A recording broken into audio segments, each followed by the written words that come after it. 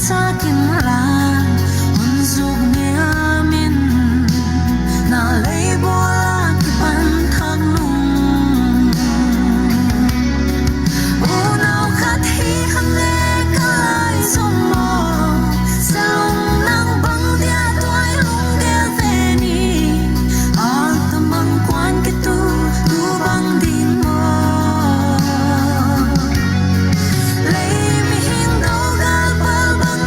sangin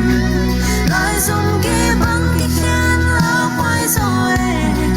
kamit vanga lai zum ki khen tunu zo gam nau bang kape ha nau ka thi hang ne ka lai zum ho sam nang bang dia toy lung ge ve ni an tamang kwan ki tu bang ni mo lay mi hin do ga ba bang nan sangin lai zum ki bang ki khen la wai zoe kamit vanga lai zum ki khen tunu zo gam nau bang kape kamit vanga lai zum ki khen so gam nau bang kape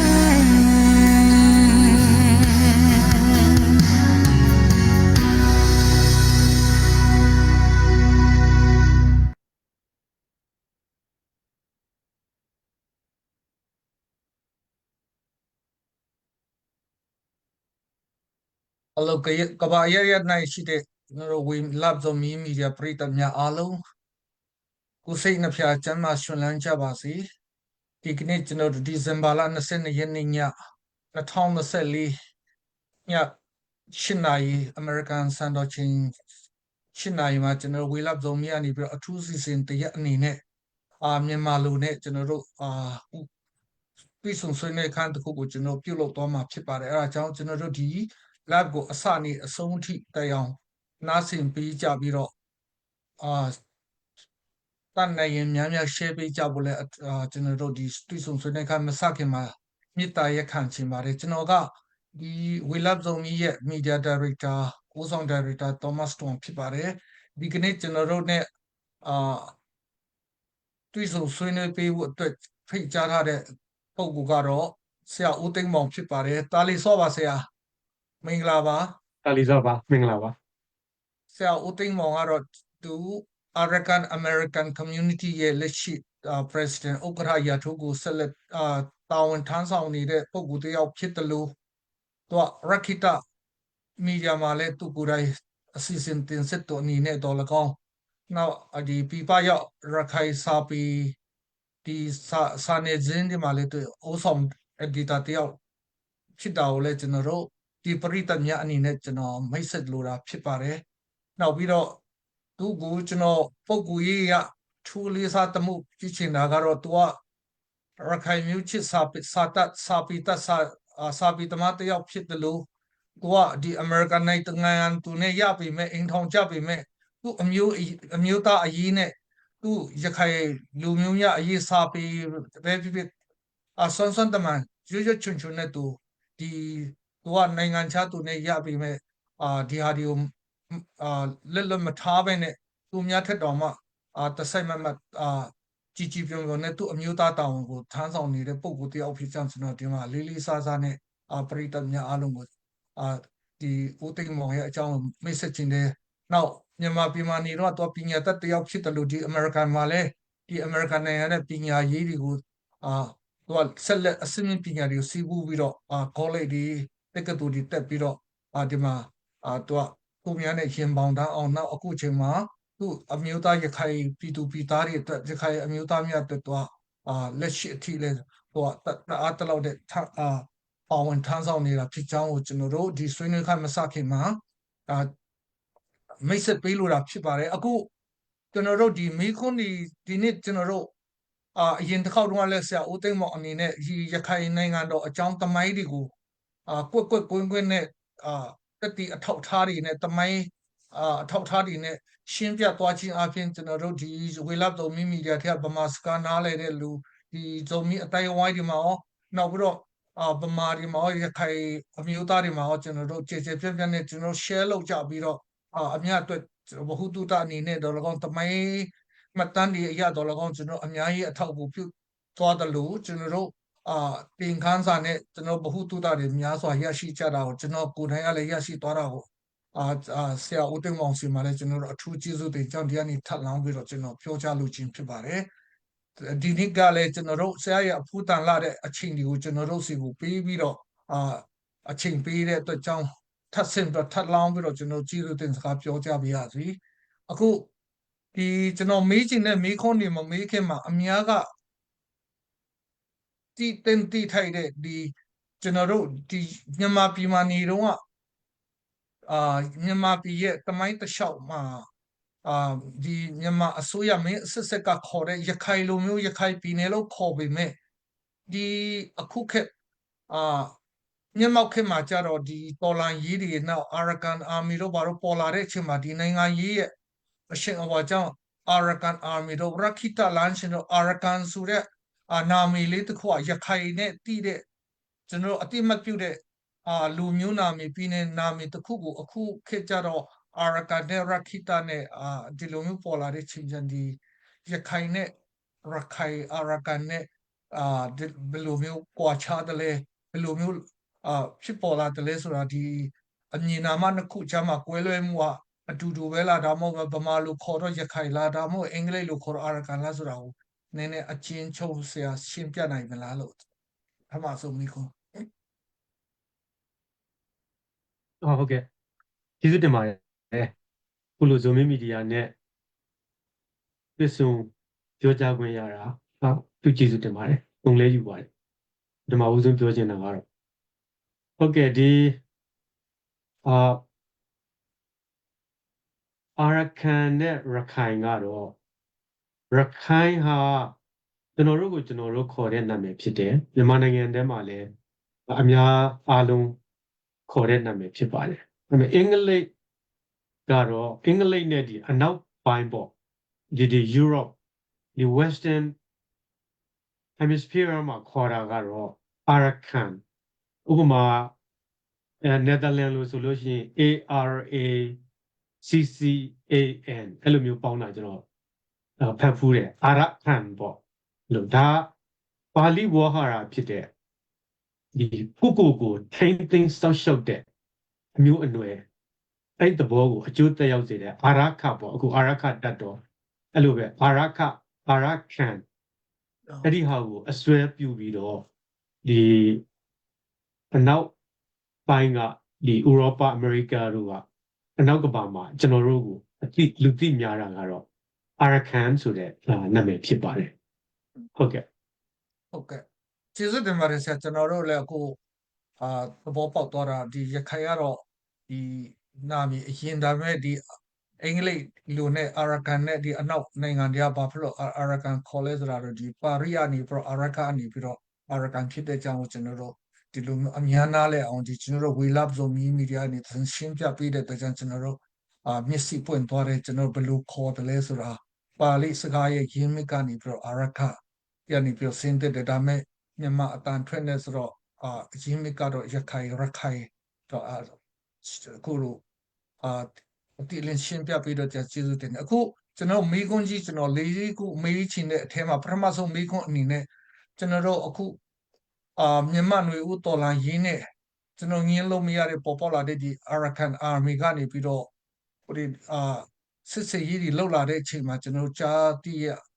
တဲ့အတိုင်းပဲတိုင်းဒါလက်နဲ့ကြိုက်ဒီထဲမှာလည်း Arakan ကရှေ့ရောက်ပြီးတော့ကျွန်တော်တို့ရခိုင်ပြည်နယ်ရဲ့19မြို့နယ်ထဲကနေပြီးတော့12မြို့နယ်လောက်ကိုတိမ့်ပိုက်နိုင်တဲ့အထိဖြစ်လာတဲ့အချိန်မှာကျွန်တော်တို့သူများဇဝေဇဝဖြစ်တဲ့တိတ်နားမလဲမရှင်းမလင်းဖြစ်တဲ့ကျွန်တော်ချင်းပြည်နယ်မှာနေတဲ့မြို့နယ်စုတွေချင်းပြည်နယ်ပြည်သူပြည်သားများနဲ့ဒီရခိုင် Arakan Army ကြားမှာဇဝေဇဝဖြစ်တဲ့ဒီအချက်အလက်တွေကိုကျွန်တော်ဆရာဦးသိန်းမောင်ဆန်းနေမေးတော့မှလို့စိတ်ရှိလို့ရှိနေဖြည့်ပေးဖို့ကျွန်တော်အနှုံအယံတောင်းပန်လိုတာဖြစ်ပါတယ် အဲ့ဒီထဲမှာကျွန်တော်တို့ဒီညကျွန်တော်ခေါင်းစဉ်တက်ထားတဲ့ပလက်ဝမြို့နယ်ချင်းပြည်နယ်ကိုမြို့နယ်ထဲကတောင်ပိုင်းအစွန်ဆုံးမြို့နယ်ကပလက်ဝမြို့နယ်ဖြစ်တဲ့အကြောင်းကိုကျွန်တော်တို့ကသိရှိနားလဲတာဖြစ်တော့အရင်တော့ကျွန်တော်ချင်းဝီဒီတာတိုင်းတို့ပါတော့လေဦးနေဝင်းခက်တော့ခေါ်တာရှိတယ်နောက်1984ကျတော့ချင်းပြည်နယ်အဖြစ်နဲ့ဝီဒီတာတိုင်းကိုဖြစ်ပြီးတော့ပေးတာရည်ရှိတယ်အဲ့ဒီထဲမှာဒီပလက်ဝမြို့နယ်မှာတချို့ရခိုင်အမျိုးအနွယ်စုတွေလည်းနေတယ်နောက်ရခိုင်နဲ့လည်းနီးစပ်တယ်ဆိုတော့ဆရာလည်းစာပေသမားတယောက်ဖြစ်တယ်လို့ဒီချင်းပြည်နယ်ပလက်ဝမြို့နယ်မှာနေထိုင်တဲ့ချင်းမျိုးနွယ်စုတွေနဲ့ဒီကခိုင်မျိုးနွယ်စုတွေနဲ့အတူတူနေထိုင်ရတဲ့အကြောင်းတွေတမိုင်းအထောက်ထားရဒီရခိုင်လူမျိုးနဲ့ရခိုင်ပြည်နယ်နဲ့ဒီပလက်ဝမြို့နယ်နဲ့ဘယ်လိုနေဆက်ခဲ့တယ်လဲအရင်တော့ဘယ်လိုမျိုးတမိုင်းအထောက်ထားတွေရှိတယ်လဲဆိုတာဆရာရှင်းပြနိုင်တယ်လို့ကျွန်တော်တို့ပရိသတ်ဒီနဲ့အခုလက်ငင်းမကြည့်နိုင်သေးတဲ့ဒီပရိသတ်ဒီကလည်းနောက်မှာဒီ live ကိုကြည့်ချင်အပြင်ဒါတွေကိုချင်းပြည်နယ်နဲ့ပလက်ဝမြို့နယ်နဲ့ရခိုင်ပြည်နယ်နဲ့ရခိုင်လူမျိုးတွေဘယ်လိုမျိုးတမိုင်းအကြောင်းအရာပတ်သက်ခဲ့တယ်လဲဆိုတာရှင်းပြပေးဖို့ဆရာပေါင်းပန်လို့တာဖြစ်ပါတယ်ဟုတ်ကဲ့ကျေးဇူးပါပလက်ဝမြို့နယ်နဲ့ရခိုင်နဲ့ပတ်သက်မှုကိုပြောမယ်ဆိုလို့ရှိရင်ဒီအတိုင်းတက်ပြောတာတဲ့ရခိုင်သမိုင်းကိုအရက်လေးမျက်နှာသယ်ယူပြီးတော့နည်းနည်းပြောမှဖြစ်မယ်ဗျအဲ့ဒါမှလည်းနည်းနည်းပို့ပြီးပြီးဆုံးပြီးတော့ပို့ပြီးနားလည်သဘောပေါက်လွယ်လာမှာပါလွယ်မယ်လို့ယူဆရပေါ့လေဆိုတဲ့အခါကျတော့ရခိုင်သမိုင်းကိုအရက်လေးမျက်နှာကပြောမယ်ဆိုလို့ရှိရင်ပထမဦးဆုံးရခိုင်ရဲ့အရှိတ်ဘက်ကိုကြည်ကြပါစို့အရှိတ်ဘက်ဟာဗမာအဲ့ဒီမှာရခိုင်အရှိတ်ဘက်ကိုတောလိုက်ပြီးတာနဲ့ပဲခူးအဲ့မှာပြီးအဲ့ဒါပြီးရန်ကုန်အဲ့ဒီဘက်ကိုရောက်မယ်အနောက်ဘက်ကိုသွားရင်ဘင်္ဂလားဒေ့ရှ်ကိုရောက်မယ်အရင်တုန်းကအိန္ဒိယရဲ့အစိတ်ပိုင်းပေါ့အိန္ဒိယပေါ့ဗျာ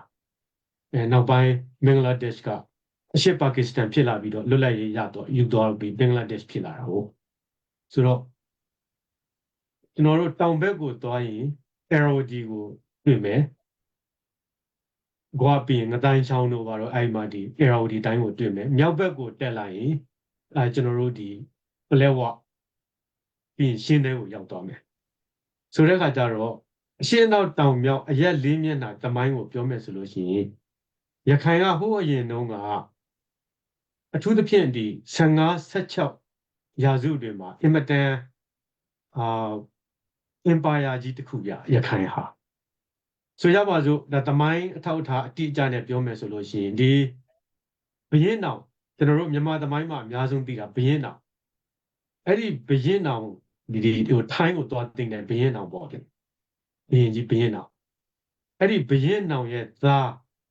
နန္ဒဘရင်ဆိုတာရှိတယ်ဘရင်နောင်ပြီးရင်နန္ဒဘရင်အဲ့ဒီနန္ဒဘရင်လက်ထက်မှာ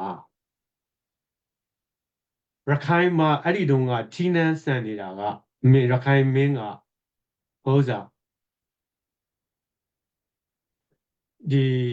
မင်းရစာကြီးဆိုတာရခိုင်မှာနန်းတက်တယ်ပုံမှာနန္ဒဘီရင်နန်းတက်တယ်အဲ့ဒီနန္ဒဘီရင်လက်ထက်မှာဆိုလို့ရှိရင်ရခိုင်ကအဲ့ဗမာကိုသွားသိမ့်ပလိုက်တာ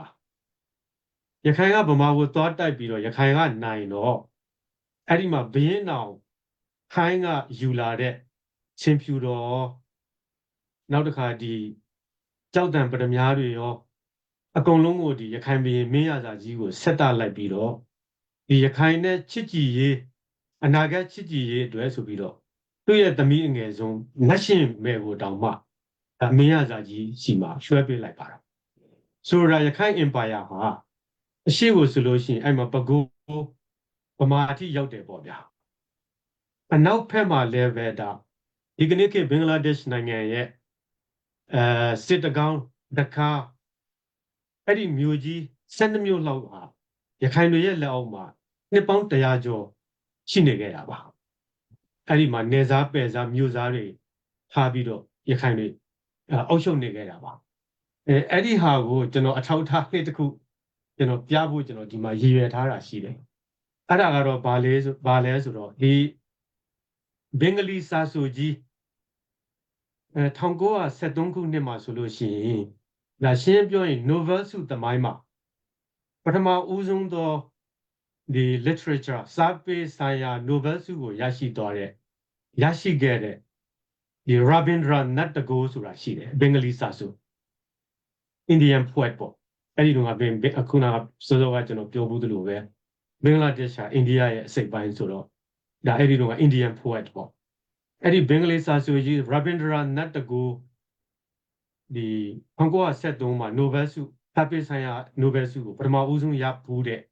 Rabindranath Tagore ကိုယ်တိုင်ရေးခဲ့တဲ့ပြဇာတ်တစ်ပုဒ်ရှိတယ်ဗျာဒီသူက committee ရည်စရာပြဇာတ်အဲ့ဒါဘာလဲဆိုတော့ဒီ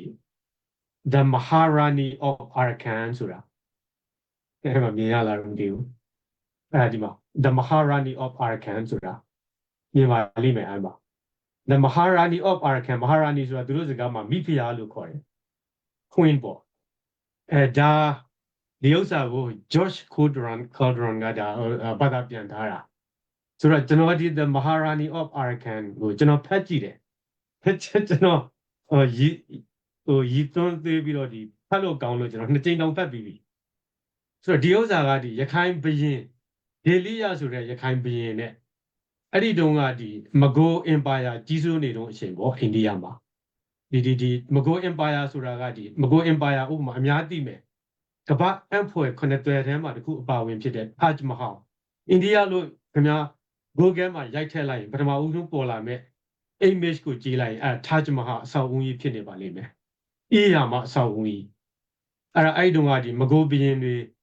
ဥဖြစ်တဲ့ဒီရှားဂျဟန်ပေါ့အဲ့ဒီTaj Mahalကိုတည်ခဲ့တာဆိုတော့မဂိုနဲ့ရခိုင်ကအင်မတန်ဖြစ်ပြန်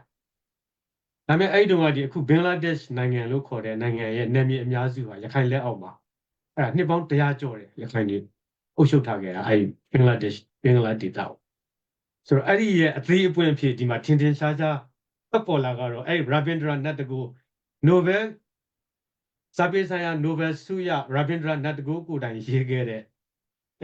ဒီ committee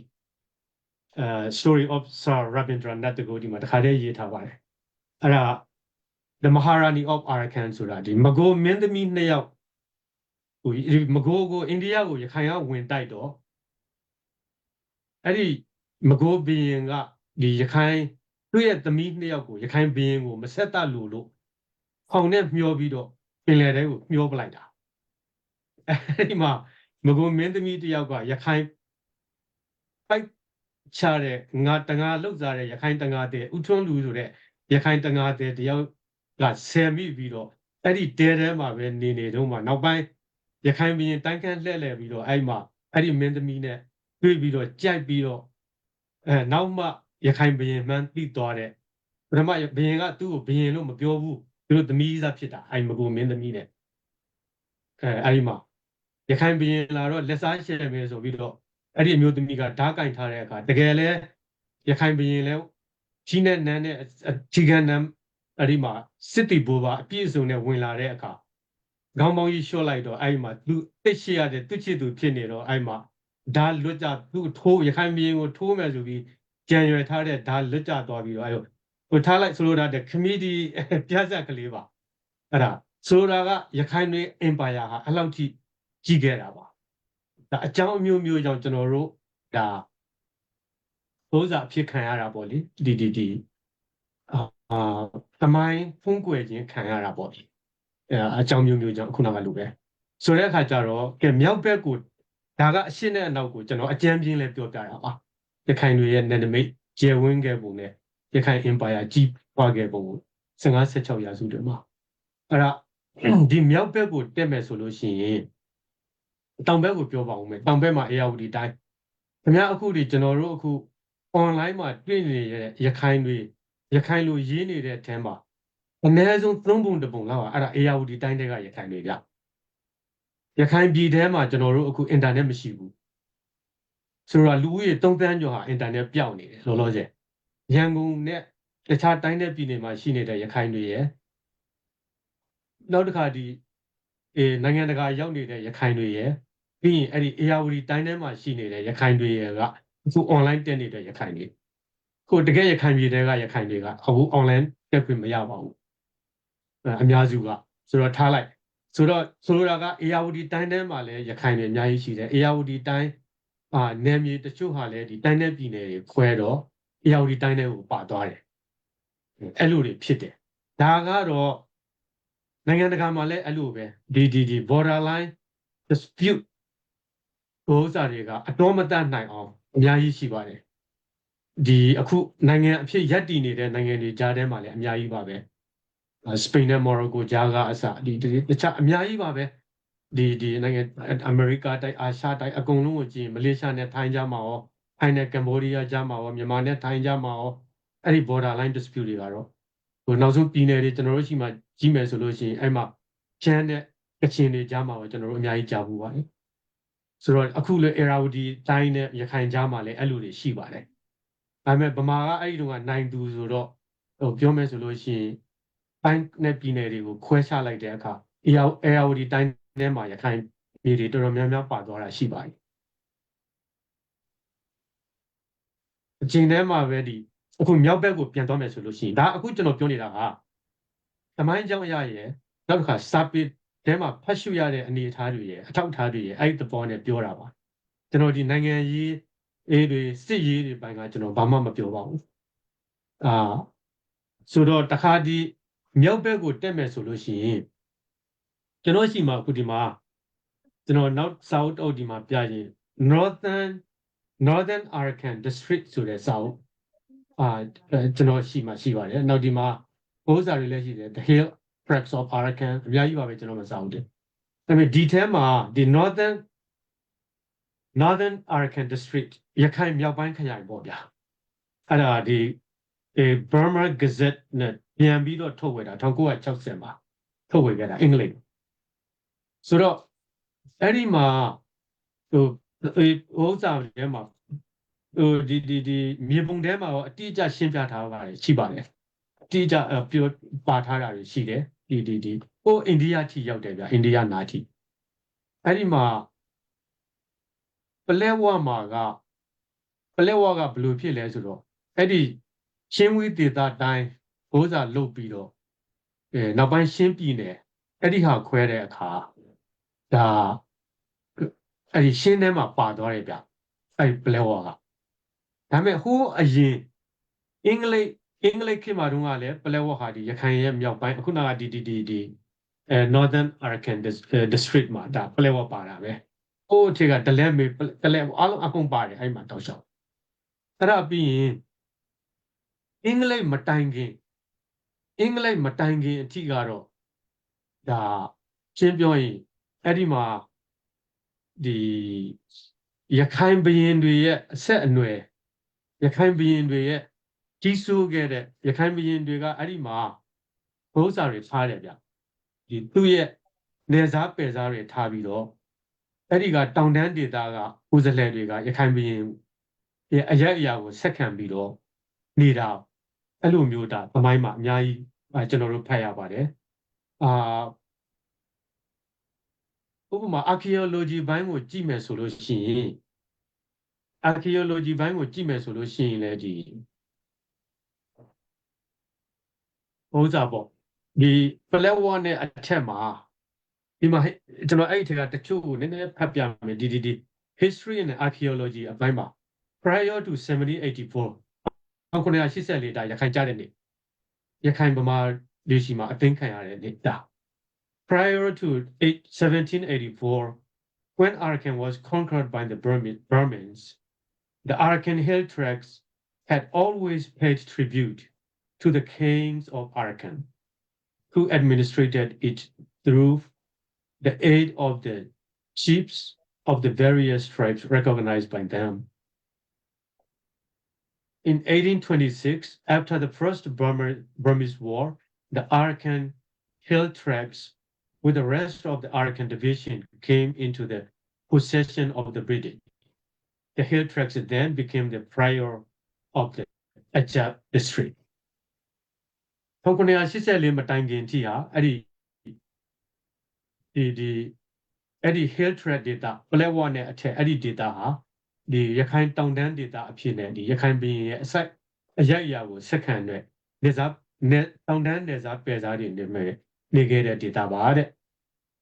အဲ့ဒီနောက်1826 ထမအင်္ဂလိပ်မြန်မာစစ်ပွဲအပြီးမှာတော့ရခိုင်ဟာဒီအင်္ဂလိပ် British တို့ရဲ့စိတ်ပိုင်းတရားဖြစ်လာပြီးတော့ဒါပလဲဝါဟာလည်းရခိုင်မြောက်ပိုင်းဒေသစစ်တွေခရိုင်မှာပါဝင်လာခဲ့ပါတယ်တဲ့ကဲ archaeology ကိုပဲကြည့်ဦးခင်ဗျာဒီ archaeology အရဆိုလို့ရှိရင်ခြေဟောင်းပိတုကပညာအပိုင်းမှာဆိုလို့ရှိရင်အဲ့ဒီဒေတာမှာအမှန်တကယ်ဟိုစောက်အုံကြီးကြီးမားမားတွေဘာမှမရှိဘူးရှိတာကကျွန်တော်ရောက်ဘူးတယ်အများကြီးကျွန်တော်ပလဲဝအထက်အများကြီးကျွန်တော်သွားဘူးတယ်ကျွန်တော်ကကြောက်တော်ကဆိုတော့လေအဲ့ဒီမှာကျွန်တော်ရခိုင်လိုပဲအကုန်ပြောတာဗျပလဲဝမြို့မှာဆိုလို့ရှိရင်လက်ဖက်ရည်ဆိုင်တွေဆိုင်အကုန်လုံးရခိုင်လိုပြောကြတာအဲ့ဒီပလဲဝအထက်26မိုင်လောက်ပလဲဝကမိုင်20ကျော်လောက်အကွာမှာကုန်းတော်ဇေဒီဆိုတဲ့အေးရမှာဟိုဥစ္စာဟိုဗုဒ္ဓဘုရားဇေဒီရှိတယ်ဗျအဲ့ဒီအထက်ကိုသွားရင်ပလဲဝကမိုင်40ကျော်လောက်ဆက်ပြီးတက်သွားရင်အဲ့ဒီမှာဟိုဥစ္စာရှိတယ်ဗျဒီ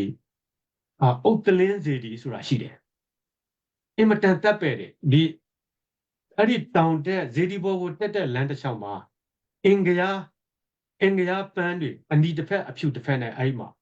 အင်မတန်မှုေးကြံပြီးတော့အင်မတန်ตายရတဲ့တောင်တက်လမ်းကြီးအဲ့မှာဖောက်ထားတယ်သူတို့ဆိုတော့အဲ့ဒီဖျားတွေဟာအင်္ဂလိပ်အစိုးရလက်ထက်မှာတော့၎င်းဟိုရခိုင်ကိုသိမ်းပြီးတော့ဗမာကဘရင်တွေကတော့၎င်းအဲ့ဒီဗမာတွေပြီးတော့အင်္ဂလိပ်လက်ထက်မှာတော့၎င်းနောက်တစ်ခါဂျပန်လက်ထက်မှာတော့၎င်းနောက်တစ်ခါဗမာအင်္ဂလိပ်ရှိကနေဗမာရှိကိုရောက်ပြန်တော့နောက်ထပ်ဗမာတွေရှိသမိုင်းတစ်လျှောက်ဘယ်သူမှတည်ခဲ့တာမဟုတ်ဘူးအဲ့ဒီတွေရဲ့မတိုင်းခင်အင်္ဂလိပ်တွေမရောက်ခင်ဗမာတွေမသိငင်ကလေးကခုနကလိုရခိုင်နေအင်အားကြီးခဲ့တဲ့ရခိုင်နိုင်ငံဘရင်နိုင်ငံတော်ကြီးခေတ်ကလေးကတည်ခဲ့တဲ့ဇေဒီတော်တွေပါဒါတွေဟာ archaeology ဘိုင်းမှာအထင်ရှားပါပဲဒါအဲ့လိုဆက်စပ်မှုတွေရှိတယ်ရခိုင်လင်းမြို့မြေဝန်နားမှာလည်းရှင်းတွေအများကြီးနေတာရှိပါတယ်ဒါသူတို့ရှင်းလို့လည်းပြောတယ်ရခိုင်လို့လည်းပြောတယ်အဲ့လိုပဲရခိုင်ထဲမှာလည်းရှင်းတဲ့အဲ့ဒီဘလက်ဝါတို့နဲ့အထက်ဆိုရင်လည်းအဲ့မှာရခိုင်တွေအများကြီးပါပဲနေတာပြီးရင်ခုနကလိုပဲရခိုင်စကားလည်းပြောတယ်သူတို့ဒေတိယစကားကိုလည်းပြောပါတယ်ဒါရေဘူးရခိုင်နဲ့ရှင်းကြားကဂူလူဆက်ဆံမှုနဲ့ပလဲဝနဲ့ရခိုင်ဆက်ဆံမှုကိုဒါအနေအချင်းလေး brief လုပ်ပြီးတော့အခုကျွန်တော်ပြောပြတာဖြစ်ပါတယ်ကျေးဇူးပါဟုတ်ကဲ့ကျေးဇူးတင်ပါတယ်ဆရာအခုကျွန်တော်တို့ဒီကြားကြည့်စီးအပြင်ကျွန်တော်တို့တော်တော်များများတော့လက်ရှိကကျွန်တော်မြန်မာစကားနားလည်တဲ့လူတွေကပဲကြည်တယ်နောက်ပြီးတော့နောက်ပိုင်းကျရင်ကျွန်တော်တို့ဒီတခြားမီဒီယာစီမှာလည်းကျွန်တော်ဆွေးနွေးဖို့ဒီရောက်သွားမှာဖြစ်တဲ့ကြောင်းအခုအကျေတဝင်းနဲ့ကျွန်တော်ထင်ထားတာထက်တောင်မှတမိုင်းအထောက်အထားတွေနဲ့ရှင်းပြပေးသွားတဲ့ကြောင်းကျွန်တော်အထူးကျေးဇူးတင်နေပရိသတ်များအနေနဲ့ဟိုနားလည်ရလွယ်အောင်လို့ကျွန်တော်ဒီပလက်ဝမြို့နယ်ဟာဆရာဦးသိန်းမောင်ရဲ့ရှင်းပြချက်အရဆိုအရင်တော့ရခိုင်မင်းအဆက်တုန်းကရခိုင်ဘရင်တွေရဲ့အုပ်စိုးမှုအောက်မှာရခိုင်ပြည်နယ်ရဲ့မြောက်ပိုင်းခရိုင်အနေနဲ့ဒီစီခဲ့မှုတဲ့အကြောင်းရင်းနောက်မဆလာတက်လာတော့ဒီဦးညီဝင်းတို့ခက်မှာချင်းဝိတီတာတိုင်တို့ချင်းပြည်နယ်တို့ဘာလို့ခွဲလာတဲ့အချိန်မှာသူ့ရဲ့ခစ်အလိုက်အုပ်စိုးတဲ့အစိုးရရဲ့အမျိုးမျိုးတော့ policy တွေရဲ့အပြောင်းလဲမှုနဲ့သူတို့အုပ်ချုပ်တဲ့ပုံစံပေါ်မူတည်ပြီးတော့ချင်းပြည်နယ်ထဲရောက်သွားတယ်ဆိုတဲ့သဘောနဲ့သူဒီတမိုင်းထောက်ထားရဖြေကြတော့ကျွန်တော်ကိုယ်၌ကလည်းချင်းပြည်နယ်ကချင်းလူတယောက်ဖြစ်တဲ့အတွက်ကျွန်တော်တို့ကဒီချင်းပြည်နယ်ပဲပါတဲ့နယ်မပါတဲ့မှုဒါမှမဟုတ်ဒီခိုင်ဒီနဲ့မဆိုင်ချင်းဆိုတာတော့ကျွန်တော်တို့ဦးတီတာမဟုတ်ဘဲနဲ့အခုခေတ်မှာ Arakan Army ကလည်းအဲ့ဒီဖလဲဝမှာပထမဆုံးအနေနဲ့ချီကုတ်ယူပြီးတော့ပြုတ်သိမ့်တိုက်ပွဲလောက်တာဖြစ်တဲ့အတွက်ကြောင့်အများကစိတ်ဝင်စားနေပြီးတော့တုတ်လောနဲ့ကျွန်တော်တို့ဒီချင်းပြည်နယ်လက်နက်ကိုင်ဖွဲ့ချင်းလန်းကောင်စီနဲ့သူအဖွဲ့တွေပဲဖြစ်နောက်ချင်းဘရာဟိုနယ်ပဲဖြစ်အဲ့လိုမျိုးဇဝေဇဝဖြစ်တဲ့အချိန်မှာဒီလိုမျိုးတမိုင်းအထောက်အထားတွေနဲ့ဘ ഹു တုတရှိတဲ့ကျွန်တော်တို့ဒီရှင်းပြသွားတဲ့ချင်းအားဖြင့်ကိုယ့်ရဲ့ခံယူချက်ပေါ်မှာဒီတမိုင်းမှာဘယ်လိုရှိခဲ့လဲဆိုတာအခုလိုရှင်းပြသွားတဲ့အကြောင်းကျွန်တော်တို့အထူးကျေးဇူးတင်နေနောက်ဒုတိယအချက်အနေနဲ့ဒီတမိုင်းအထောက်အထားတွေကလည်းကျွန်တော်ဒုတိယမေးခွန်းကိုတော့တော်တော်လေးကိုဖြေပေးသွားပါပြီဒါပေမဲ့ပရိသတ်များအနေနဲ့ဒီမီဒီယာနားထောင်တဲ့ပရိသတ်များအနေနဲ့ပူပြီးသိရလို့အောင်ကျွန်တော်လည်းဒီချင်းပြည်နယ်မှာနေတဲ့လူတယောက်အနေနဲ့နောက်အစိုးရဝန်ထမ်းမှာလည်းကျွန်တော်အစိုးရဝန်ထမ်းတယောက်လည်းဖြစ်ခဲ့ဘူးတော့ကျွန်တော်ချင်းပြည်နယ်မှာ9မြို့နယ်ရှိတယ် ဒီမဆလာအစိုးရနေပြီးတော့ဖွဲ့စည်းပေးတာဖြစ်တယ်အဲ့ကိုမြို့နယ်ထဲမှာပလက်ဝကြတော့ကျွန်တော်တို့ဒီပထဝီအနေထားအရမြို့နယ်တောင်ဘက်အစွန်ဆုံးမှာရှိခဲ့တယ်လို့အစိုးရရုံးမှုချင်းပြည်နယ်ရဲ့ပြည်နယ်မြို့တော်အစိုးရရုံးဆက်ပြည်နယ်မြို့တော်ကြတော့ဟာခါဖြစ်တယ်ဟာခါနီဒီပလက်ဝချင်းပြည်နယ်ရဲ့မြို့တော်အစိပ်ပိုင်းဖြစ်ချင်းပြည်နယ်ရဲ့အစိပ်ပိုင်းဖြစ်တဲ့ဒီပလက်ဝမြို့နယ်ကိုအစိုးရရုံးကိစ္စတစ်ခုခုဆောင်ရွက်เสียရှိတဲ့ချိန်မှာလူကြီးတွေကဒီအစိုးရဝန်ထမ်းအကြီးပိုင်းတွေကစစ်ဆေးเสียပဲပြီးဆောင်ရွက်เสียရှိရင်ဟာခါနေရန်ကုန်ကိုဆင်းတယ်ရန်ကုန်ကနေစစ်တွေကိုလေရင်နဲ့ပဲဖြစ်ဖြစ်ဂုံလန်းနဲ့ပဲဖြစ်သွားတယ်စစ်တွေကနေတော့ကလဒာမြစ်တိုင်းပလက်ဝကိုစံတက်ပြီးတော့အဲ့လိုမျိုးကိုယ်ပတ်ပြီးတော့အဝေးခရီးအဝေးကြီးကိုသွားနေရတယ်ဒါမဲ့ကျန်တဲ့ရှစ်မြို့နယ်ကြတော့ကျွန်တော်ဂုံလန်းအနေနဲ့3-4ရက်သွားရင်တော့ရတဲ့အနေထားရှိတာတော့ကျွန်တော်တို့ဖြစ်တော့ပါခုခေတ်မှာတော့လမ်းပန်းစစ်တွေတော့ဟာတဲ့သူလွယ်ကူတာကြီးလည်းရှိလိမ့်မယ်အားကြောင့်ဒီကျွန်တော်တို့ဒီတမိုင်းအထောက်အထားအနေနဲ့တော့၎င်းပထဝီအနေထားနေတဲ့လော်တကောင်ဒီပလက်ဝကကြတော့ဒီချင်းပြည်နယ်ထဲမှာပါဝင်ပေမဲ့ပို့ပြီးတော့လမ်းပန်းဆက်သွယ်ရေးရပထဝီအနေထားရဒီရခိုင်ဒီဘက်နဲ့ပို့ပြီးဆက်သွယ်ရေးကောင်းတယ်လို့အဲ့လိုမျိုးလမ်းပန်းဆက်သွယ်ကောင်းတဲ့အလျောက်ကျွန်တော်တို့ဘာသာစကားမှလည်းခုနဦးသိန်းမောင်ပြောတယ်လို့ရခိုင်ဘာသာစကားလည်းပြောတယ်သူတို့ဒီချင်းမျိုးနယ်စုတွေရဲ့သူတို့မိခင်ဘာသာစကားလည်းပြောကြတယ်ဘုံလုံးနားလေတဲ့ဒါမဲ့ကျွန်တော်မြောက်ပိုင်းကျန်တဲ့မြို့နယ်တွေနဲ့ကျွန်တော်လမ်းပန်းဆက်တွေ communication မကောင်းတော့ကျွန်တော်စကားမပေါက်ဘူးဗမာလိုပဲပြန်ပြောတဲ့အနေအထားရှိတယ်အဲကြောင့်အခုလိုရှင်းပြတဲ့အတွက်ကျေးဇူးတင်တယ်ဒုတိယမိခွန်းနေဒီပထဝီအနေထားနဲ့အခုကျွန်တော်စကားစပြီးတယ်လို့ဆရာဦးသိန်းမော်နဲ့ထပ်ပြီးတော့ဖြည့်ဆွတ်ပြီးတော့ပြောเสียရှိလားကျွန်တော်တို့ဒီပထဝီအနေထားအနေနဲ့ချင်းပြည်နယ်တခြားရှစ်မြို့နယ်ထက်ရခိုင်ပြည်နယ်နဲ့ရခိုင်ပြည်နယ်မြို့နယ်တွေနဲ့ပိုပြီးရေလန်းဖြစ်ဖြစ်ကုန်းလန်းဖြစ်ဖြစ်ပိုပြီးအဆင်ပြေတဲ့အကြောင်းကိုအနေအချင်းရှင်းပြเสียရှိကျွန်တော်တို့ရှင်းပြပေးဖို့အချိန်ပေးလို့ပါတယ်ဟုတ်ကဲ့ပါပထဝီအနေအထားနဲ့အဓိကကတော့အဲ့ဒီမှာအဓိက frame ကတော့ဟိုဥစားဖြစ်မယ်ဗျကလဒန်မြစ်ဆိုတာကလဒန်မြစ်မှာဒီဘက်ဒီစစ်တွေဒီဘက်ဒီဘင်္ဂလားပင်လယ်အော်မှာဟိုဥစားလုတ်ပြီးတော့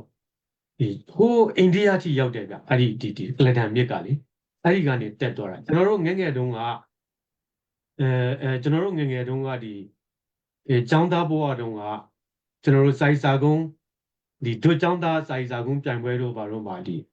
ချင်းကျောင်းသားတချို့ဒီစလိုင်းပါညာဥစားဒီ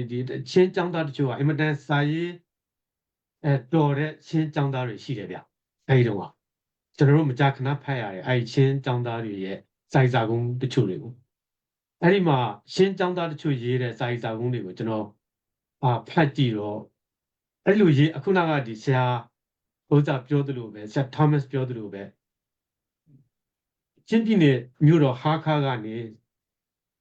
အဲ့ဒီမှာပလက်ဝကိုစာတစောင်ထွက်သွားပြီဆိုလို့ရှိရင်နှစ်ပတ်ကနေတလားချီကြာတယ်ဆိုတဲ့အကြောင်းခုနကလိုဟာခါကနေရန်ကုန်ကနေစစ်တွေကနေပြီးမှအဲ့ဒီမှာဒီကြောက်တော်ပြီးမှပလက်ဝအဲ့လိုစုံပြီးသွားတာဒါရခိုင်ရဲ့အဓိကမြစ်ကြီးတစ်မြစ်ဖြစ်တဲ့ဒီကလဒန်မြစ်ကိုအခြေပြုထားတာပါကျွန်တော်တို့ရခိုင်မှာရခိုင်စကားနဲ့ပြောမယ်ဆိုလို့ရှိရင်ကျွန်တော်ငယ်ငယ်တုန်းကပြောကြတာပေါ့ဟိုကလဒန်ရိုးကဝါငါဝါဆိုတာရှိပါတယ်ဆိုတော့ကလဒန်မြေရိုးတစ်လျှောက်ကဝါငါဝါပေါ့ဗျာဝါငါဝါကဘာလဲဆိုတော့ပေါက်လီဝါဒါကျွန်တော်တို့ရွာပေါက်လီဝါကစားတယ်သူကဒီကလဒန်မြစ်ကချောင်းလက်တက်တွေအများကြီးရှိတယ်အဲ့ချောင်းလက်တက်ကလေးတွေကိုအမိပြုတ်ပြီးတော့ဝါဝါဆိုတဲ့အဝပေါ့ဗျာချောင်းလက်တက်ရဲ့အဝပေါ့အဲ့ဒီအဝတွေကိုအမိပြုတ်ပြီးတော့စကားဆိုတာဟိုနာမည်တွင်သွားတာပေါ့ကျွန်တော်တို့ရွာနာမည်ဆိုရင်ပေါက်လီဝါပေါက်လီချောင်းရဲ့အဝကလဒန်မြစ်ရဲ့လက်တက်ပေါ့အရှိဘက်ပေါ့အဲ့ဒီကနေတက်သွားရင်အပေါက်ဝဆိုတာရှိတယ်ပေါက်လီဝါပြီးတော့အပေါက်ဝါအဲ့ဒါပြီးမီးဝါဆိုတာရှိတယ်ဘလောကဟိုအေးရမှာတိုက်ပွဲကြီးကြားပါလိမ့်မယ်မီးဝါစကန်တိုက်ပွဲကြီးဆိုတာဒီအေးနဲ့ဒီမြန်မာတပ်စစ်တပ်ကြားမှာတိုက်ကြတာမီးဝါစကန်မီးဝါဆိုလို့တော့အဲ့ဒါတက်သွားရင်ပလက်ဝအဲ့ဒီကိုဆက်ပြီးတက်သွားအိန္ဒိယဟိုဒီထရီပူရာနေအဲ့ဒီနားကိုရောက်သွားရင်ဟိုဥစားရှိတယ်ကလဲဝဆိုတာရှိသေးတယ်အဲ့ဒါရခိုင်အဲ့ဒီအဝဆိုတဲ့ချောင်းဝကို အခြေတည်ပြီးတော့ခေါ်ထားတဲ့နာမည်တွေအဲ့မှာကလဒန်ရိုးကဝါငါဝဆိုတာအဲ့ဒီမှာပေါက်လေဝရဲ့ပေါက်ဝရဲ့မီးဝရဲ့ပလက်ဝရဲ့လဲဝရဲ့အဲ့ဒီဝါငါဝအဲ့ဒါဆိုတော့လမ်းမဆက်သွယ်ရေးရာကအဓိကတော့ဒီကလဒန်မြစ်ကိုအမိပြုတ်ပြီးတော့ဒါအဲ့လိုပဲဟိုအပေါ်ကိုစံတက်သွားတာပါဟိုအိန္ဒိယဟိုးစားကနေအဲ့ဒီကလဲဝတို့ကနေမြစ်ဖြားခံပြီးတော့အဲ့ဒီကနေဆင်းလာကလဲဝမီဝအဲ့မှာအပေါက်လေဝအဲ့ဒါပြီးဟိုဘက်တော့ပုနာဂျုံပြီးကြောက်စစ်တွေအဓိကတော့ဒီရေချောင်းလမ်းအဆက်အသွယ်နဲ့ရှိတဲ့ data ပေါ့နော်ဒီရခိုင်နဲ့ဒီမြောက်ပိုင်း data ဟုတ်ကဲ့ပါ ဟုတ်ကဲ့ ကျွန်တော်အဲ့ဒါလေး ကျေးဇူးတင်တယ်အခု ဖြစ်သွားခြင်းပါ ဟုတ်ကဲ့သမိုင်းထောက်ထားရင်ကလေကျွန်တော်တို့ဒါဘာဖြစ်လို့Arakan Army တွေကပလက်ဝကိုအချီကုတ်ယူပြီးတော့ပထမဆုံးအနေနဲ့မြို့သိမ်းတိုက်ပွဲလုပ်ခဲ့တယ်နောက်ပထဝီအနေထားရလဲအဲ့လိုမျိုးပလက်ဝကူနဲ့ကချောင်းဝပလက်ချောင်းဝမှာနေတဲ့မြို့မဟုတ်လို့နေတဲ့မြို့မဟုတ်လို့ဒါရခိုင်နာမည်နဲ့ဒီရခိုင်ပြည်နယ်ထဲမှာရှိတဲ့ဘဝနာမည်တွေနဲ့ဆက်ဆက်ပြီးတော့ဟိုထရီပိုလာအိန္ဒိယနိုင်ငံထိအဲ့လိုမျိုးရှိခဲ့တဲ့အကြောင်းကိုကျွန်တော်တို့တမိုင်းအရာရောနောက်ပထဝီအနေထားရရောကျွန်တော်တို့အခုမေခွန်းတစ်ခုအားဖြင့်ကျွန်တော်တို့ကြားသိရပြီနောက်တတိယမေခွန်းအနေနဲ့ခုနဆရာလည်းအစပြောဖော်သွားတာရှိတယ်ကျွန်တော်တို့ဒီအိန္ဒိယအစိုးရအနေပြီးတော့ဒီကျွန်တော်မြန်မာနိုင်ငံတို့အိန္ဒိယအစိုးရနဲ့တရုတ်အစိုးရတော်တော်မျက်စိကျနေတဲ့အချိန်မှာကျွန်တော်တို့အိန္ဒိယအစိုးရနေပြီးတော့ဒီကလတန် project ကိုစပြီးတော့လုပ်တဲ့အချိန်မှာဒီခုနအဲ့ဒီရခိုင်ပြည်နယ်ကတွင်းထွက်တယံဇာတာပစ္စည်းတွေသူတို့လူရှင်တဲ့ကုန်ကြမ်းတွေရဖို့အတွက်ခုနကျွန်တော်တို့ပြောဆွေးနွေးသွားတဲ့ဒီကလဒန်မြစ်ကမရှိမဖြစ်အရေးကြီးတဲ့အရေးပါတဲ့မြစ်သစင်းဖြစ်တယ်လို့လမ်းပန်းဆက်သွယ်ရေးကလည်းအရေးကြီးဆုံးဖြစ်တယ်အဲ့ဒီကလဒန်မြစ်အရေးကြီးတယ်လို့ပလက်ဝလည်းကြော်လို့မရတော့ဒီစီးပွားရေးအရာဒီပလက်ဝမြို့ကဒီအာရကန်ထဲကနေပြီးတော့အိန္ဒိယဆိုရနေသူနိုင်ချင်တဲ့ကုန်ကြမ်းတွေ product တွေကိုရဖို့အတွက်ဒီပလက်ဝကချင်းပြည်နယ်တောင်မဲ့ဆုံးမြို့တစ်မြို့ဖြစ်ပေမဲ့ဒီ India project နဲ့ရခိုင်အစိုးရနဲ့အခုတက်လာမဲ့ရခိုင်အစိုးရနဲ့ဆက်ဆံရေးကြမှာစီးပွားရေးရဒီအာရကန်အာမီကဘလို့မရှိမဖြစ်ဒီပလက်ဝကိုသူချီကုတ်ယူထားတဲ့အကြောင်းကိုကျွန်တော်ရှင်းပြပေးနိုင်မလားစီးပွားရေးစီးပွားရေးရှုထောင့်ကနေနော် ဟုတ်ကဲ့ပါစီးပွားရေးရှုထောင့်ကပြောမယ်ဆိုလို့ရှိရင်တော့ဟုတ်ကဲ့ခုနကလိုပဲဒီရခိုင်ဟာမြစ်ချောင်းအင်မတန်ပေါ်တဲ့ပင်လယ်ထွက်ပေါက်ပင်လယ်နဲ့ထိစပ်နေတဲ့ဒီဒေသတစ်ခုဖြစ်လေတော့ရခိုင်ရဲ့အဓိကလမ်းပန်းဆက်သွယ်ရေးကျွန်တော်တို့ငယ်ငယ်တုန်းကအထိပေါ့ဗျာအခုထိလည်းအတိုင်းအတာတစ်ခုထိလို့ပဲပြောရမှာပါဒါရခိုင်တွေပြန်ပြီးတော့အမှန်တကယ်ဖွံ့ဖြိုးဒီ infrastructure ကိုမလုံနိုင်မချင်းကတော့ရေချောင်းလမ်းဟာရခိုင်ရဲ့အဓိကပုံသွယ်ရေးလမ်းကြောင်းပါပဲဒီ watering route တွေကိုပဲကျွန်တော်တို့ကအဓိကရေချောင်းလမ်းကိုပဲအဓိကကျွန်တော်တို့သုံးရမှာပါရခိုင်ဘယ်မြို့ဘယ်နယ်ကိုရောက်ရခိုင်မြို့တွေအားလုံးဟာလည်းအဲ့လိုမြစ်ကမ်းတစ်ဖူးမှာတည်ထားတာကိုတွေ့ရမှာပါမြစ်ကမ်းချောင်းတွေမြစ်တွေချောင်းတွေရဲ့ကမ်းတစ်ဘေးမှာအဲ့လိုတည်ထားတာပါရခိုင်မြို့တော်တော်များများဟာငယ်ချင်းငယ်ပဲကြီးကျယ်ကြီးမယ်ဆိုတဲ့အခါကျတော့ခုနကလိုအိန္ဒိယကိုပြောရင်ခဏအဲ့ထရီပူရနေဟာပြောမယ်ဆိုလို့ရှိရင်အဲ့ဒါရခိုင်စကားပြောရဗျာသူတို့ရေတီကအတန်တွေနည်းနည်းကွဲတာပဲရှိတယ်သူတို့ပြောတာကျွန်တော်တို့ဒီအတိုင်းဘာမှအဲ့ဒီ data မှာမနေဘဲနဲ့ဒီအတိုင်းအစင်းဒီအတိုင်းနားထောင်ရင်တောင်မှ80 90ရာနှုန်းဒီကျွန်တော်တို့နားလဲတယ်သူတို့ပြောတာတွေအကုန်လုံးတချင်းတွေဆိုတာတွေရထရီပူရနယ်ကတချင်းကျွန်တော်နားထောင်ကြည့်ဟာအကုန်လုံးရခိုင်စကားရခိုင်တချင်းတွေပဲသူတို့ပြောနေဆိုနေတာဆိုတော့ကျွန်တော်တို့ဟိုဥစားရှိသေးတယ်ဗျဒီစီးပွားရေးဆိုပေမဲ့နိုင်ငံရေးနည်းနည်းပါမလားပဲကျွန်တော်တို့ငယ်ငယ်တုန်းကနိုင်ငံရေးနည်းနည်းဖြစ်ပညာတဲ့နိုင်ငံရေးသမားကြီးတယောက်ပြောတာကြားဘူးတယ်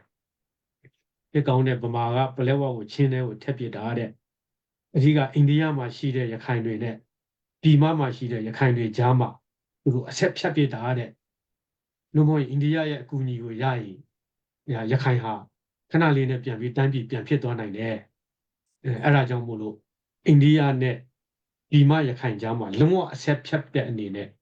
ဒီပလဲဝဲကိုရှင်းတဲ့ကိုထက်ပစ်တာဒီစစ်ရေးမဟာဗျူဟာအရပေါ့နော်နိုင်ငံရေးမဟာဗျူဟာအရအဲ့လိုပြောဘူးတာကြားဘူးပါတယ်ဒါဘလောက်မှန်လို့ဘလောက်မှားတယ်လဲကျွန်တော်တို့လည်းမသိဘူးပေါ့ဗျာအမေခုနကလို့စီးပွားရေးအရအရေးပါတာကတော့ရခိုင်ရဲ့ရှေ့ဆုံးနဲ့အကြီးဆုံးမြစ်ဖြစ်တဲ့ကလဒန်မြစ်ကြောင်းတစ်ချောက်ကိုစီးပွားရေးလုံနိုင်မှဖွံ့ဖြိုးဒီစီးပွားရေးနဲ့ဒီ distribution တွေကျွန်တော်တို့ transportation တွေလုံနိုင်ပါမှရခိုင်ရဲ့စီးပွားရေးအဓိကစိတ်အပိုင်းအုံကြီးကိုကင်မိမှအညာကိုကင်မိပြီးသားဖြစ်မယ်ဆိုတာအဲ့ဒါအိန္ဒိယလည်းအဲ့လိုသဘောပေါက်တဲ့အနေအထားရှိတယ်ဒါအေလည်းအဲ့လိုပဲဥစားဖြစ်တဲ့အနေအထားရှိပါတယ်ဆိုတော့အဓိကတော့ဒီရေချောင်းလမ်းကိုအသုံးပြုတဲ့ရခိုင်ပြည်မှာတော့ဒီရခိုင်ပြည်ရဲ့အရှိဆုံးနဲ့အကြီးဆုံးမြစ်ဖြစ်တဲ့ကလဒန်မြစ်ရိုးကိုစိုးမိုးထားနိုင်ရေးဟာအဓိကအခရာကျတဲ့စီးပွားရေးအရာရောနိုင်ငံရေးအရာရောဘယ်ရှုထောင့်ဘယ်ဗျူဟာကပဲကြည်ဒီမြေကြောင်းတစ်ချောက်ကိုစိုးမိုးထားနိုင်ရေးဟာပထမပြစ်မှတ်ဒါမှမဟုတ်ပထမဦးစားပေးဖြစ်တင်တယ်ဆိုတာပိုပြီးသိတာလွယ်တယ်လို့ပဲကျွန်တော်ပြောချင်ပါတယ်ဟုတ်ကဲ့ကျေးဇူးပဲဆရာနောက်ကျွန်တော်တို့ဒီအများစိတ်ဝင်စားတဲ့အခုကျွန်တော်နားထောင်တဲ့ပရိသတ်တွေလည်းများများ share ပေးဖို့ကျွန်တော်တဖြည်းဖြည်းနဲ့ကျွန်တော်မိခွန်း၃ခုမြောက်ကိုပေးတဲ့အချိန်မှာကျွန်တော်မြစ်အတွေးအတွေးအပိုင်းမှာတော့၎င်းကျွန်တော်မျက်စိအမြင်အာရုံမှာတော့၎င်းကျွန်တော်တို့ဒီအခုမျက်မှောက်ခက်စစ်ရေးနဲ့နိုင်ငံရေးနဲ့ကျွန်တော်တို့ရုပ်လုံးပေါ်လာတယ်လို့ကျွန်တော်မြင်နေရတာဖြစ်ပါတယ်အခုနောက်မိခွန်းမှာစစ်ရေးအရာစစ်ရေးအရကျွန်တော်တို့ Arakan Army 2009မှာစတည်တာကိုကျွန်တော်တို့စဖွဲ့စည်းတာကိုကျွန်တော်တို့ကြားသိရတယ်အဲ့နောက်ပိုင်းမှာကျွန်တော်တို့ဒီ KIA ရဲ့လက်အောက်မှာအတူတူစစ်ရေးတင်နန်းတရင်းနဲ့လေ့ကျင့်ရင်းနဲ့အတူတူတိုက်တယ်နောက်ပြီးရင်ရှမ်းပြည်မြောက်ပိုင်းမှာလဲ MNDAA တို့ TNLA တို့နဲ့လဲအတူတကွစစ်ရေးလေ့ကျင့်ပြီးတော့အတူတူသူတို့စစ်တိုက်တာရှိကြတယ်ကျွန်တော်အခုမေးခွန်းထုတ်ချင်တာတော့ AA ကဘာလို့direct ကိုဒီရခိုင်ပြည်နယ်မှာတပ်မဆွဲသေးဘဲနဲ့တခြား KIA တို့တခြားမဟာမိတ်တွေနဲ့အတူတူတိုက်ပြီးတော့ပူပေါင်းပြီးတော့စစ်ပညာတွေသင်ယူတာမျိုးနောက်ပြီးတော့ဒီရခိုင်ဘက်လာတဲ့အချိန်မှာလည်းရခိုင်ပြည်နယ်ကိုချက်ချင်းခြေကုပ်မယူသေးဘဲနဲ့ဒီကျွန်တော်ချင်းပြည်နယ်အောင်မဆုံးကလက်ဝမြို့ကိုဒီလိုမျိုးခြေကုပ်ယူပြီးတော့အရင်ဆုံးကျွန်တော်ခြေကုပ်လဲယူတယ်2018မှာကလေးအဲ့မှာပလဲဝနေကျွန်တော်စကားစကိုတိုက်နေတာကျွန်တော်တို့အောင်ဆန်းစုကြည်တို့ NLD ခက်ကလေးကျွန်တော်တွေ့တည်နေပြီးတော့တွေ့မြင်နေကြတာဖြစ်ပါတယ်အဲအကြောင်းဒီစစ်ရေးအရာမဟာဗျူဟာအရာဒီပလဲဝကဘယ်လောက်ထိ Arakan Army ဒီအတွက်ကောနောက်ရခိုင်ပြည်နယ်ရခိုင်အမျိုးသားရေးအတွက်အရေးပါတယ်လဲဆိုတာကျွန်တော်တို့ဆရာရှင်းပြပေးဖို့တောင်းပန်လိုတာဖြစ်ပါတယ်ဟုတ်ကဲ့ခေရေးအရာကတော့ခုနကပြောသလိုပဲဒီနိုင်ငံရေးနဲ့စီးပွားရေးဘိုင်းတွေမှာအရေးပါလာတဲ့ဒီကလဒန်မြေကြောင်းတစ်လျှောက်မှာကလဒန်မြို့ဝဘိုင်းဆိုရင်တော့ဒါဟိုးစားပေါ့စစ်တွေပေါ့စစ်တွေကနေအဲ့ဒီမှာစစ်တွေပေါက်တော့အဲ့ဒီဘက်ကနေစပြီးတော့ဟိုးစားဖြစ်မယ်သို့တော်လည်းပဲစပြီးတော့တိုက်ပွဲပုံဖော်တဲ့သဘောတရားမှာကပျောက်ကြားစနစ်နဲ့တွားရတာဟုတ်ပျောက်ကြားစနစ်ဆိုရင်တော့တောတောင်ရေမြေတဘာဝအနေအထားကိုအခြေခံပြီးတော့တွားရတဲ့စနစ်ဖြစ်တယ်အဲ့ဒီခါကျတော့စီးရေးအရာလဲအဲ့ဒီလိုခုနကလိုဒီကုန်းတွင်းပိုင်းနည်းနည်းပို့ကြတဲ့ပလဲဝလိုနေရာမျိုးရခိုင်မြောက်ပိုင်းနောက်တစ်ခါဒီပလဲဝနဲ့ဆက်ဆက်နေတဲ့ကြောက်တော်မြို့နယ်လိုနေရာမျိုးအဲ့လိုမျိုးဟာဒါတောရင်းတိုက်ပွဲတွေလုပ်ဖို့အတွက်နောက်တစ်မျိုးပြောရင်ပျောက်ကြားစစ်စင်ရေးဆင်နွှဲဖို့အတွက်ဒါအကောင်းဆုံးနယ်မြေအနေအထားပါပဲအဲ့ဒါပြီးမှဒီပျောက်ကြားစစ်ကနေအဆင့်တက်ပြီးမှဒီနောက်ပိုင်းမြို့ပေါ်မြို့သိမ်းတိုက်ပွဲတွေအထိ အဲ့လိုဖြည်းဖြည်းချင်းသွားတာကိုမူလာတန်းအလဲတန်းအထက်တန်းနောက်မှဘွဲရအောင်အဲ့လိုသွားတဲ့သဘောပါပဲအာပြီးတော့နာမည်တွေကအကုန်လုံးဆက်ဆက်နေတာလေဆက်ဆက်နေတော့ဆက်ဆက်နေတဲ့အခါကျတော့ဒီဥစ္စာပေါ့ဒီဟိုနိုင်ငံရေးမှာ dominant theory ဆိုတာရှိရမှာလားဟိုတစ်ခုလဲပြီးဂျန်တဲ့ဟာတွေအကုန်လိုက်ပြီးလဲတယ်ဆိုတဲ့သဘောတဘာဝဆိုတော့ဒါပြောမယ်ဆိုလို့ရှိရင်စစ်ရေးရဲ့တဘာဝတစ်ခုမှကဒါခင်ဗျာဒီဆန်စုရဲ့ကျမ်းကိုပဲဖတ်ဖတ်ဟိုတခြားကဘာပဲစစ်ကျမ်းကိုပဲဖတ်ဖတ်အဓိကကတော့ကိုမင်းလင်းလင်းပြောရင်အားပြောတဲ့အပိုင်းကနေရန်သူရဲ့အားပြောတဲ့အပိုင်းရန်သူခုခံမှုအ ਨੇ ဆုံးအပိုင်းကနေစပြီးဖောက်ထွက်ရတာဒါစစ်ရေးရဲ့တဘာဝတရားပါရန်သူခုခံအားအခိုင်မာဆုံးအပိုင်းတွေကတော့တွေ့လို့မရပါဘူးကိုယ်ပဲစပြီးလန်ထွက်သွားမယ်အဲ့မှာဆိုတော့ရန်သူအနေနဲ့ခုခံမှုအနေအထားအများဆုံးပထဝီအနေအထားရရောတခြားသောပတ်ဝန်းကျင်အနေအထားတွေရတော့၎င်းရန်သူရဲ့ဒီလှုပ်ရှားတော်လာကုခတ်မှုအနေအထားရတော့၎င်းအားအပြော့ဆုံးအ ਨੇ ဆုံးလို့ထင်ရတဲ့အပိုင်းကိုစပြီးဖောက်ရတာဒါစစ်မဟာဗျူဟာရဲ့အဓိကတိုးချက်တရားပါပဲကျွန်တော်အဲ့ဒီအပိုင်းလေးကပဲကျွန်တော်ဖြည့်ပြရစီဒီမိကုန်းကိုတော့လေကျွန်တော်ကိုယ်တိုင်ကဒီစစ်သားကြီးမဟုတ်တော့ဟုတ်ကဲ့ကျေးဇူးတင်ပါတ ဟု ယ် တ်ကဲ့ကျေးဇူးပါဆရာအခုဆရာဖြေပေးသွားတဲ့အတိုင်းကျွန်တော်တို့ကဒီရခိုင်ကပလက်ကွာကနေပြီးတော့ဆဆအရာရာပေါ့ဒီတမိုင်းအနေထားရလဲကျွန်တော်သိရှိသွားပြီးပြီတောက်ပြီးတော့ပထဝီအနေထားလဲဖြည့်ပြီးသွားပြီနောက်စီးပွားရေးရလဲမရှိမဖြစ်အိန္ဒိယနဲ့ရခိုင်ပြည်နယ်ကြားမှာဒီပလက်ကွာက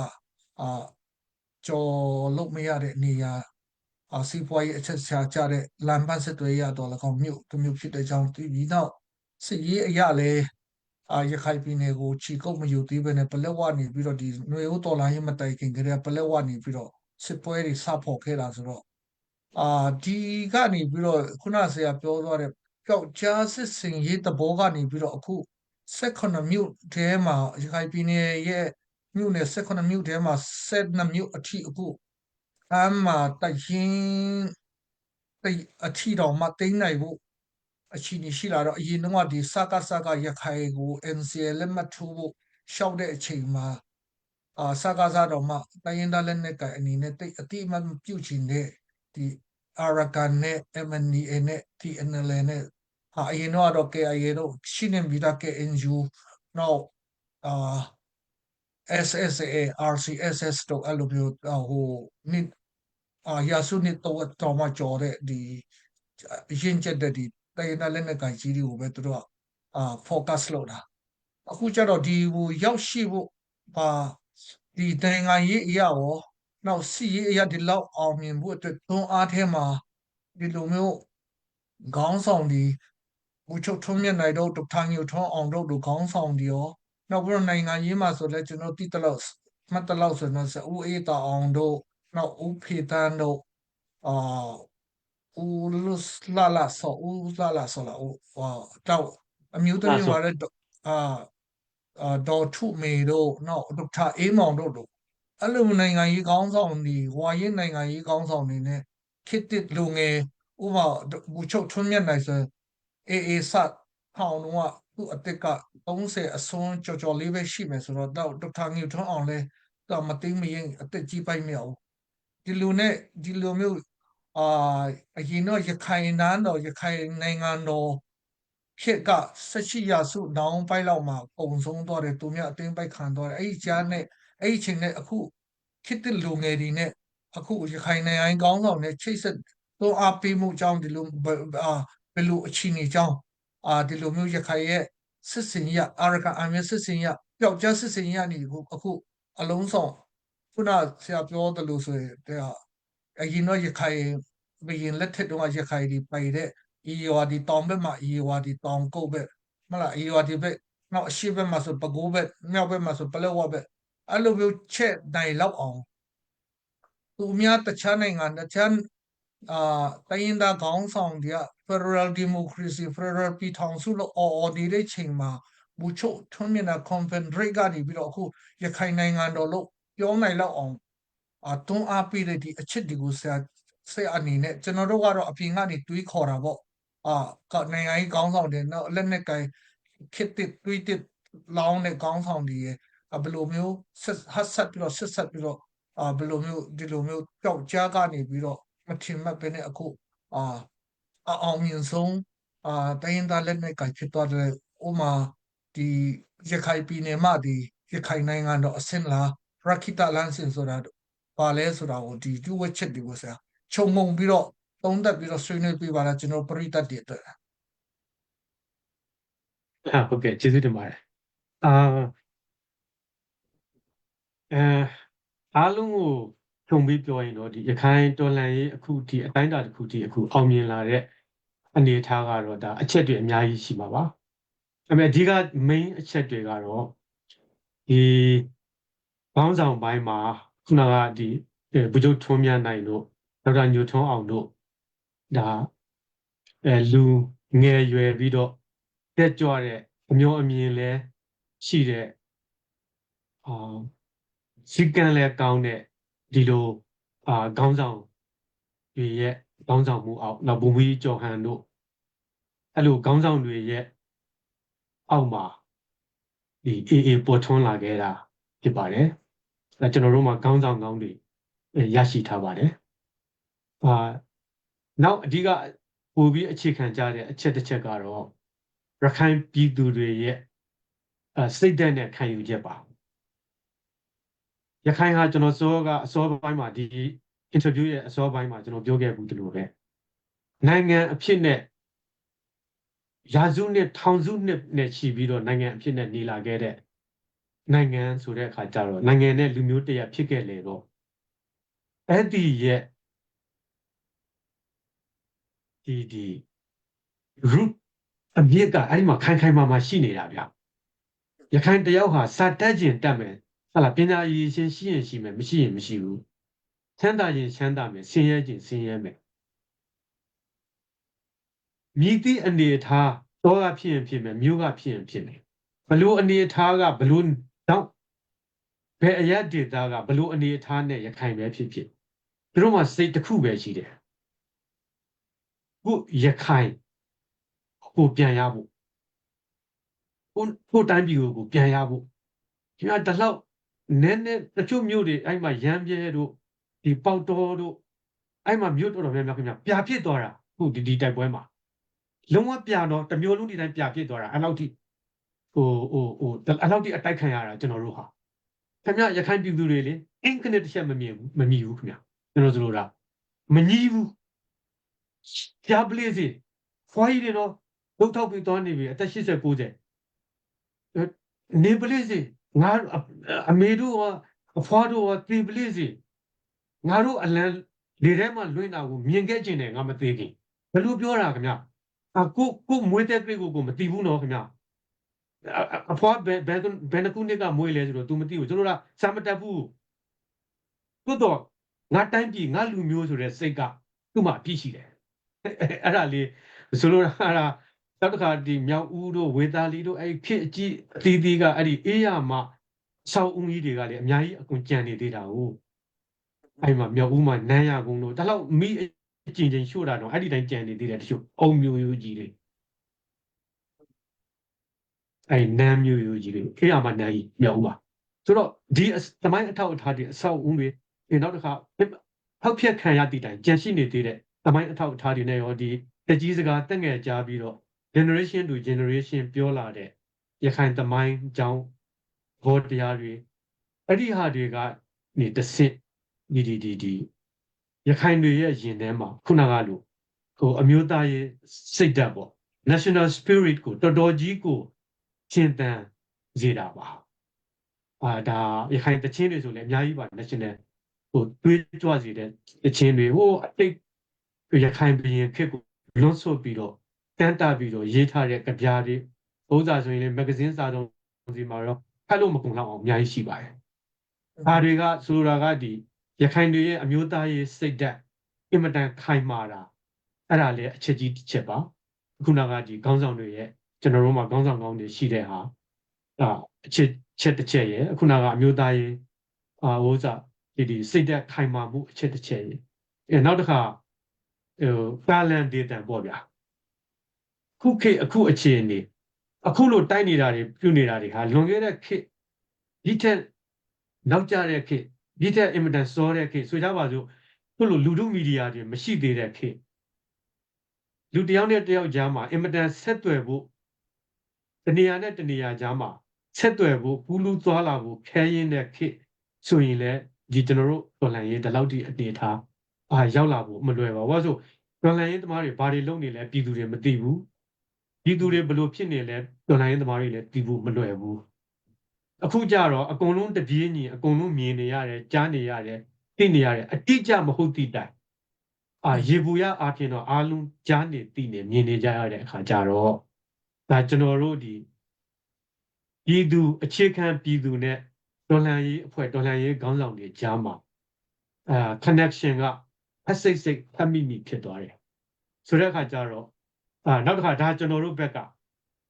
နောက်တစ်ခါနောက်အချက်တစ်ချက်ကိုပြောမယ်ဆိုလို့ရှိရင်တော့အခုနကလို့ဒီမြန်မာနိုင်ငံအပိုင်းမှာလည်းပဲဗမာတွေ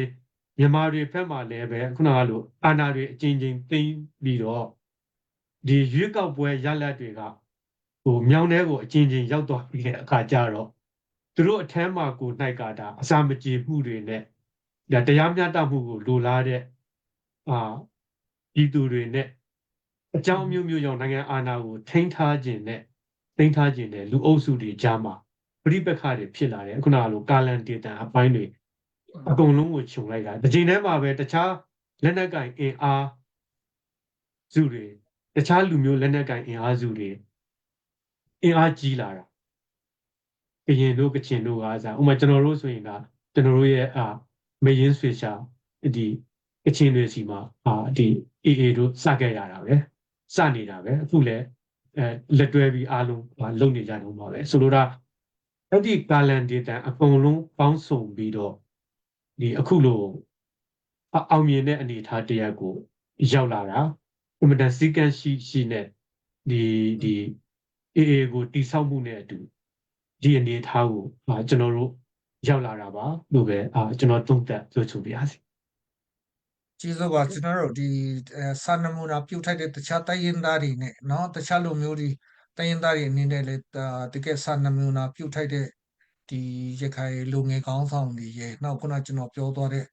ဝါရဲ့နိုင်ငံကြီးသမားတွေရဲ့အကြံပြုမှုတွေနောက်စာအုပ်သိမ်းမောင်တို့လူပြပရောက်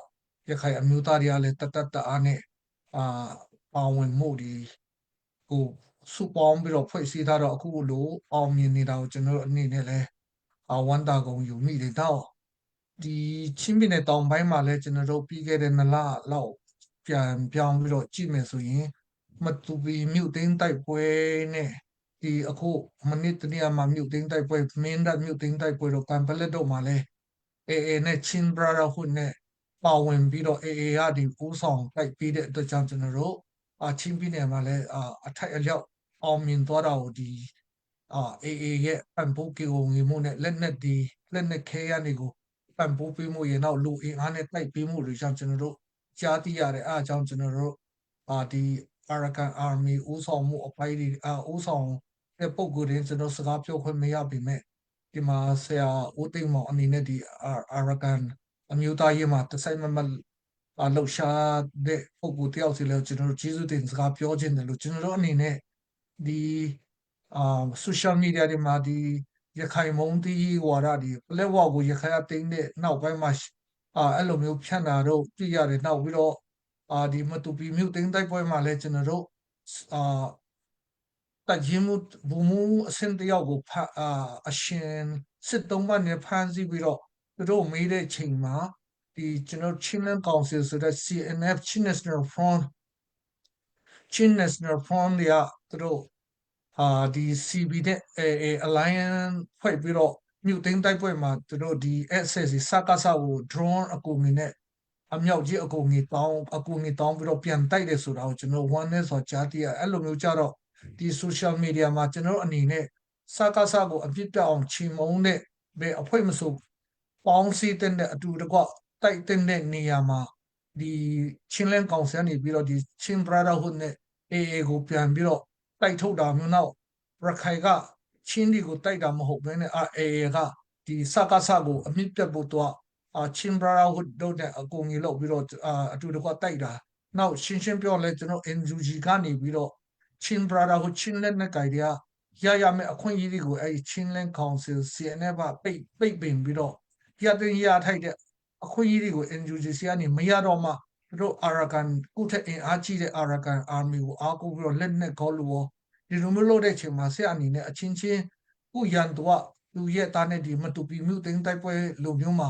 ချင်းလန်းကောင်စားပြန်တိုက်တဲ့အနေထားမျိုးတွေနောက်ပြီးတော့ဒီရခိုင်မုံတီးတဲ့တိုင်းရင်းသားချင်းချင်းဖြစ်ပြန်ဒီပလက်ဝအရေးတွေကြောင့်ရခိုင်မုံတီးတဲ့ဝါရတွေကိုဖြန့်တာတွေကိုဆရာအနေအချင်းလောက်အဆင်ပြေတယ်လို့သုံးသပ်ပြီးတော့ဝေဖန်ပြီးမှုကျွန်တော်တောင်းဆိုလိုပါတယ် ဟုတ်ကဲ့ဆရာအဲ့ဒီကျွန်တော်တို့အရှင်းချင်းအဲ့ဒီမှာမုံတီးရေးအဲ့လိုဖြစ်တဲ့အပိုင်းတွေအဲ့လိုရေးနေတာတွေပြောနေကြတာတွေကျွန်တော်လည်းအဲ့လိုဖတ်ဖူးတယ်နားလဲနားထောင်ဖူးပါတယ်အတိုင်းအတာတစ်ခုတည်းပေါ့လေအချို့ပေါ့အားလုံးကိုတော့ဖြစ်မှာဖြစ်ပါပါကျွန်တော်အများကြီးကျွန်တော်တို့အများကြီးစိတ်မကောင်းဖြစ်ရပါတယ်သို့တော်လည်းပဲဒီနေရာမှာအချို့ကအဲ့ဒီပလက်ဝကိုပဲဥတီပြီးတော့ဒီချင်းတဲ့ရခိုင်ကြားမှာလှုံ့ဆော်ပေးတာတွေရှိတယ်ဗျဆိုတဲ့အခါကျတော့ကျွန်တော်တို့နားလည်ဖို့ကကဲဘသူပိုင်နဲ့ဘသူမပိုင်ဘူးဆိုတာဒီကိစ္စမှာ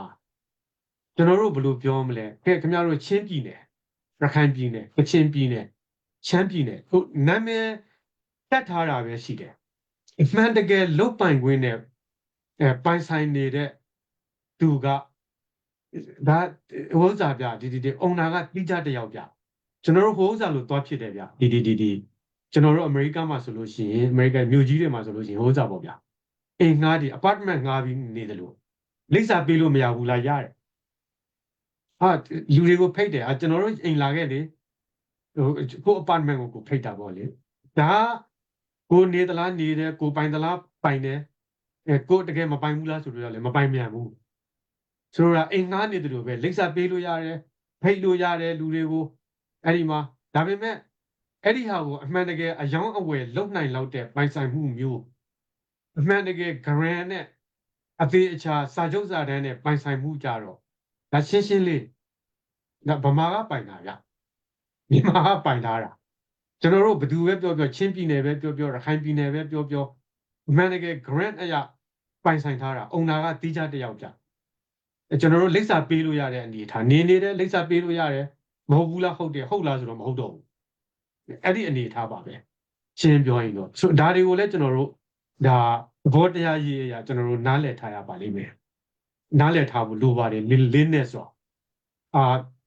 ရှင်းတွေအမှန်တကယ်ပိုင်ဆိုင်ခြင်း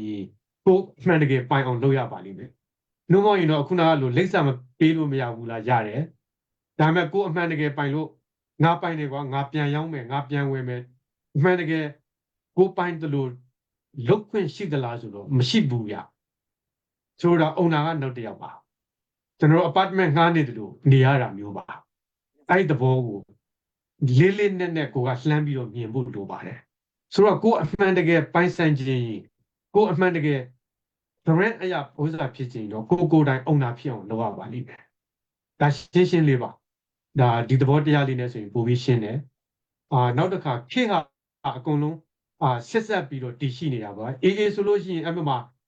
ရှမ်းပြည်မှာလည်းအေးတိုက်နေတာပဲကရင်မှာလည်းအေးရှိတယ်ကချင်မှာတော့ပြောမနေနဲ့တော့နောက်တစ်ခါအဲ့မှာလာဟုလီဆူအကုန်လုံးတိုက်နေတဲ့ပအိုးပလောင်အကုန်လုံးမှာအေးပါတယ်အခုဒီလူဦးတော်လှန်ရေးတန်းမှာလည်းပဲဗမာတချို့ကိုတောင်မှထောက်ပံ့ကူညီတဲ့အထက်မှာဒါအကုန်အားလုံးလည်းသိတယ်ဒါအေးပါတယ်အခုဒီချင်းကျွန်တော်တို့မဟာမိတ်တပ်ဖွဲ့တွေနဲ့အေးပါတယ်ဆိုလို့ဒါခုနကပြောတဲ့ dominant theory ဘက်ကိုပြန်သွားမယ်ဆိုလို့ရှိရင်အခုလဲရင်ကျန်တာတွေအကုန်လဲတဲ့ဘောဒါမှမဟုတ်ဆက်ဆက်ပြီးတော့လဲသွားစေတဲ့သဘောတရားလေးတွေနိုင်ငံရေးမှာအဲ့သဘောတရားလေးတွေရှိတယ်ဆိုတဲ့သဘောတရားလေးတွေကိုလည်းကျွန်တော်တို့လှမ်းမြင်ဖို့လိုပါတယ်ဘယ်လောက်ထိဆက်ဆက်ပြီးနေတယ်လဲဆိုလို့ရှိရင်ဥပမာကြည့်ဒါအခုနကစဝင်လာတဲ့အပိုင်းတွေပါတွေကိုပြောမယ်ဆိုလို့ရှိရင်အများကြီးအေးကချင်မှာဟိုးစားဖြစ်တယ်နောက်အဲ့ဒါတွေကိုပြောမယ်ဆိုလို့ဥပမာဗမာတပ်မတော်ဖွဲ့စည်းတုန်းကပဲကြည့်1941မှာမြန်မာတပ်မတော်ကိုစဖွဲ့တော့အများကြီးထိုင်းနိုင်ငံဘန်ကောက်မှာဖွဲ့တာ ကိုယ်နိုင်ငံထဲမှာတော့မဟုတ်ဘူးဗမာအဲ့ဒီကမှဝင်လာတာဗမာပြည်ထဲကိုဆိုတော့အခုနကလိုရေကြီးရမျက်နှာရအစင်သင့်တဲ့အနေအထားနဲ့လှမ်းဝင်ရလှမ်းနှွှဲရတဲ့အနေအထားတွေရှိပါတယ်စစ်တိုက်ကြတဲ့အခါပြပြင်ကိုယ့်ဘက်မှာဘာမှဒီအာနာပါဝါနဲ့လုတ်ပိုင်ခွင့်တွေကိုပိုင်ဆိုင်မထားတဲ့အနေအထားတရမှာအဲ့လိုပဲစကြရတဲ့အနေအထားရှိတယ်အဲ့လိုပဲတစ်ဖွဲ့ကိုတစ်ဖွဲ့ဝိုင်းကြရတယ်ကူကြရတယ်ဒါအဲ့လိုသဘောတရားတွေရှိတယ်ဆိုတာကိုကျွန်တော်တို့ဒါလေးနဲ့စွာနားလည်သဘောပေါက်ထားဖို့လိုပါတယ်ကျွန်တော်ဘယ်လောက်ထိဆက်ဆက်ပြီးတည်နေတယ်လဲဒီနေ့ခေတ်ဟာကဲကြည့်တလောတုန်းကဒီမှာအမေရိကန်သမ္မတဟုတ်လားဒီဒေါ်နယ်ထရမ့်အရွေးကောက်ခံရတယ်အဲ့ဒါကိုမီဒီယာမှာ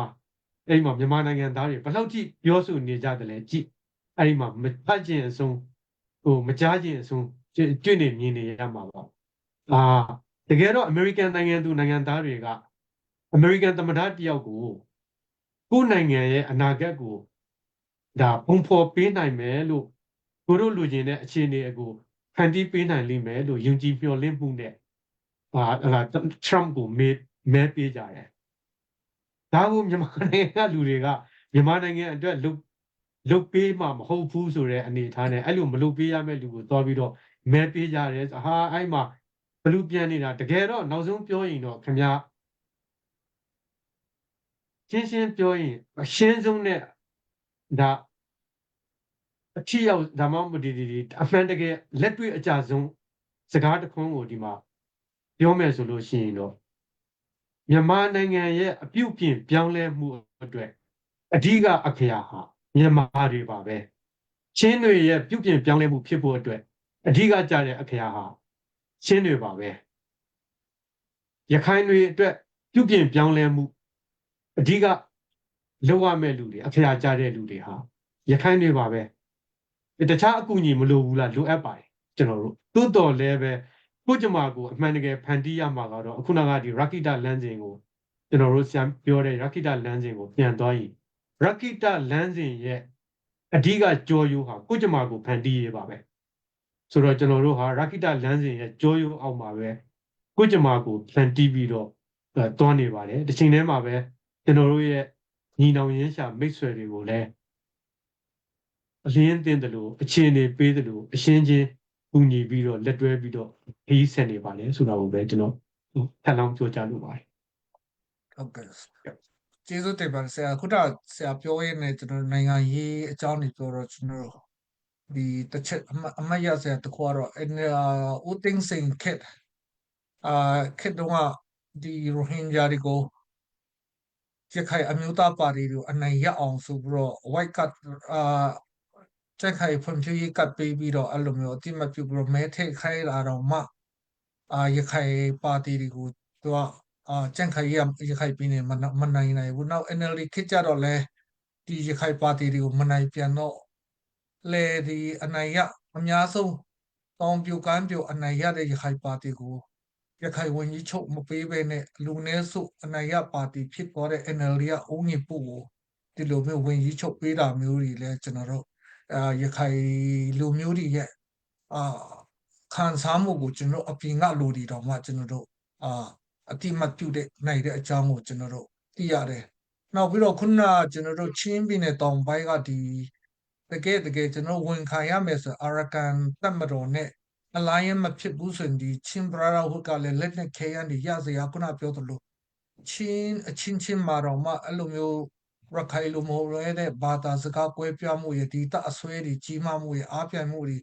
များတော့ချင်းလန်းကောင်စီကပြီးနေပြီးတော့တူဦးဆောင်တဲ့ဒေါက်တာလျံမုံစခေါင်းတော့ကနေပြီးတော့ NUG မှာသူတို့ဝင်ရေးအနေနဲ့ရသွားတော့ဒီတခြားချင်းလက်နဲ့ကိုင်အဖွဲ့ဒီကိုသူတို့အုပ်စိုးမှုအောက်မှာရှိစေခြင်းတဲ့အတွက်ကြောင့်ရတင်ရထိုက်တဲ့အခွင့်အရေးငွေကြီးနဲ့ဒီလက်နဲ့ခဲယမ်းတွေကိုသူတို့ဒီချင်းဘရာဟုတ်ဒီမပေးတဲ့အတွက်ကြောင့်မနေနိုင်မထိုင်နိုင်တာလို့ဒီချင်းဘရာဟုတ်ကအေကိုအားကိုးပြီးတော့အေကနေပြီးတော့လက်နဲ့အားကိုးတဲ့အပြင်ဒီလူအင်အားနဲ့လည်းသူတို့တိုက်ထုတ်တဲ့နေရာမှာဒီလိုမျိုးကျွန်တော်ကိုတိုက်တဲ့ရန်သူအတူတူဖြစ်ပေမဲ့ကိုအိုးသိချစ်ကအတူတူဖြစ်ပေမဲ့အဲ့အချိန်မှာမရှုမလာနဲ့ကျွန်တော်မီဒီယာတွေမှာရခိုင်မုံတီးဒီကိုဖြန့်ဝေတဲ့အပြင်ဒီစစ်ကောင်စီဗိုလ်မှူးတပ်ရင်းမှုတယောက်ကနေပြီးတော့ ဒီ Chilean Council မျိုးဒီ AA နဲ့ Chin Brotherhood အဖွဲ့တွေကိုတိုက်ကိုပေးဖို့ drone တွေသုံးဖို့ RPG တွေသုံးဖို့အကုန်ကြီးတောင်းတယ်ဆိုတာကျွန်တော်လူတိချင်းရှာကျွန်တော်တို့ကြားသိရတဲ့အနေထားမှာတော့ကျွန်တော်တို့အခု AA အတွက်နောက်ချင်းနဲ့ဒီရခိုင်လူထုမှာလဲကျွန်တော်တို့ကဒီပြည်နယ်နဲ့ဒီနယ်မြေအပိုင်ချအောက်ချုပ်ရရနဲ့ကိုကမပိုင်ပဲနဲ့အပတ်မဲ့မှာအိမ်ငားနေတယ်လို့ဖြစ်တဲ့အကြောင်းကိုဆရာဒီဥပမာနဲ့ရှင်းပြတာကိုလည်းကျွန်တော်တို့ကွတ်ကျွန်တော်မြင်တွေ့ရတဲ့အကြောင်းကျေးဇူးတင်တယ်နောက်ပြီးတော့ပြီးခဲ့တဲ့နှစ်လတုန်းကမီဇိုရမ်ရဲ့ Chief Minister မီဇိုရမ်ရဲ့ဝန်ကြီးဒီမှာ Chin community ရဲ့ဖိတ်ရှားချက်အရလာတော့ဒီ Indianapolis Town Hall လူထုတွေ့ဆုံဆွေးနွေးပွဲမှာလဲဒီ Chilean Council ဘက်ကမေးတော့AA အကြောင်းကိုမေးတော့ကျွန်တော်တို့ဂုံယူမိတာကိုကျွန်တော်တို့မဲဆက်အနေနဲ့ဆရာလည်းတိပြီးသားဖြစ်လဲဖြစ်မှာပေါ့ဒီ AA ကဒီမီဇိုရမ်နဲ့ဒီနေဆက်တလျှောက်မှာဒီရခိုင်နဲ့ပလက်ဝနယ်နဲ့ဆက်တလျှောက်မှာရှုပ်တဲ့အကြောင်းဒီချင်းပြည်နယ်ကိုလွမ်းမှုပါညာကျွန်တော်မိခွန်းထုတ်တဲ့အချိန်မှာကျွန်တော်တို့ဝမ်းသာဖို့ကောင်းတာတခုတော့မီဇိုရမ်ပြည်နယ်ဝင်ကြီးကတော့ AA ကတော့ဒီလောက်တမိုင်းအစဉ်အလာရတဲ့ယခုမျက်မှောက်ခက်မှာသူတို့အောင်မြင်တဲ့လက်နက်ကိုင်အဖွဲ့အစည်းတစ်ခုဖြစ်တဲ့အတွက်ကြောင့် AA နဲ့ရန်ဖြစ်ဖို့မကောင်းဘူး AA နဲ့ရန်ဖြစ်မဲ့စား AA နဲ့မဟာမိတ်လုပ်ပြီးတော့ alliance လုပ်ရင်ပိုပြီးအဆင်ပြေမယ်ဆိုပြီးတော့ကျွန်တော်တို့ဒီမိခင်ဘာသာစကားနဲ့လဲပြောတယ်နောက်အင်္ဂလိပ်လိုနဲ့လဲသူပြောတာကိုကျွန်တော်မီဇိုဝင်ကြီးဒီမီဇိုရမ်ဝင်ကြီးကကျွန်တော်တို့ပြောတာကိုကြည့်တယ်အဲ့ဒါလိုပဲခုနဆရာပြောသလိုကျွန်တော်တို့ဒီ AA ကချင်းပြည်နယ်မှာတင်စကားစကိုကူတိုက်ပြီးတာမဟုတ်လဲကချင်ပြည်နယ်လဲကူတိုက်ပြီးတယ်နောက်ပြီးတော့ MMDA နဲ့လဲရှမ်းမြောက်ပိုင်းမှာတိုက်ပြီး TNL တွေထဲမှာလဲကူတိုက်ပြီးတယ် KNU ထဲမှာလဲတိုက်ပြီးတယ်အဲ့လိုမျိုးဆိုတော့ကျွန်တော်တို့အနေနဲ့အခုဒီ lab ကိုနားထောင်ချပြကျွန်တော်တို့ဘ ഹു တုတအများကြီးရကြမှာဖြစ်ပါတယ်အဲအကြောင်းကျွန်တော်တို့နောက်အခုဆွေးနွေးစီစဉ်တာတော့ AA ကခုနဆရာပြောသွားတဲ့ပျောက်ကြားစစ်စင်ကြီးကနေခုမြို့သိမ်းတိုက်ဖွဲ့အထိစစ်စင်ဖြစ်လာတဲ့အချိန်မှာရန်သူလက်နက်ကိုကျွန်တော်တို့ကိုလက်နက်ဖြစ်အောင်ဖန်ဆင်းနိုင်တဲ့အစွမ်းအခုအမ်းမှာဆိုရင်လည်းကျွန်တော်တို့ဗီဒီယိုကလစ်တွေနဲ့ကြည့်တဲ့အချိန်မှာရခိုင်အာမီရဲ့မပိုင်ဆိုင်သေးတဲ့လက်နက်တွေအကြီးကြီးနဲ့เนาะဒီလိုမျိုးတိုက်ရင်ကိုတင်းပိုက်တော့ကျွန်တော်သိရတယ်အဲ့ဒီစိတ်ထိကိုရောက်တဲ့နေရာမှာဒီရန်သူလက်နက်ကိုလက်နက်ဖြစ်အောင်ဖန်တီးနိုင်တဲ့အစွမ်းနောက်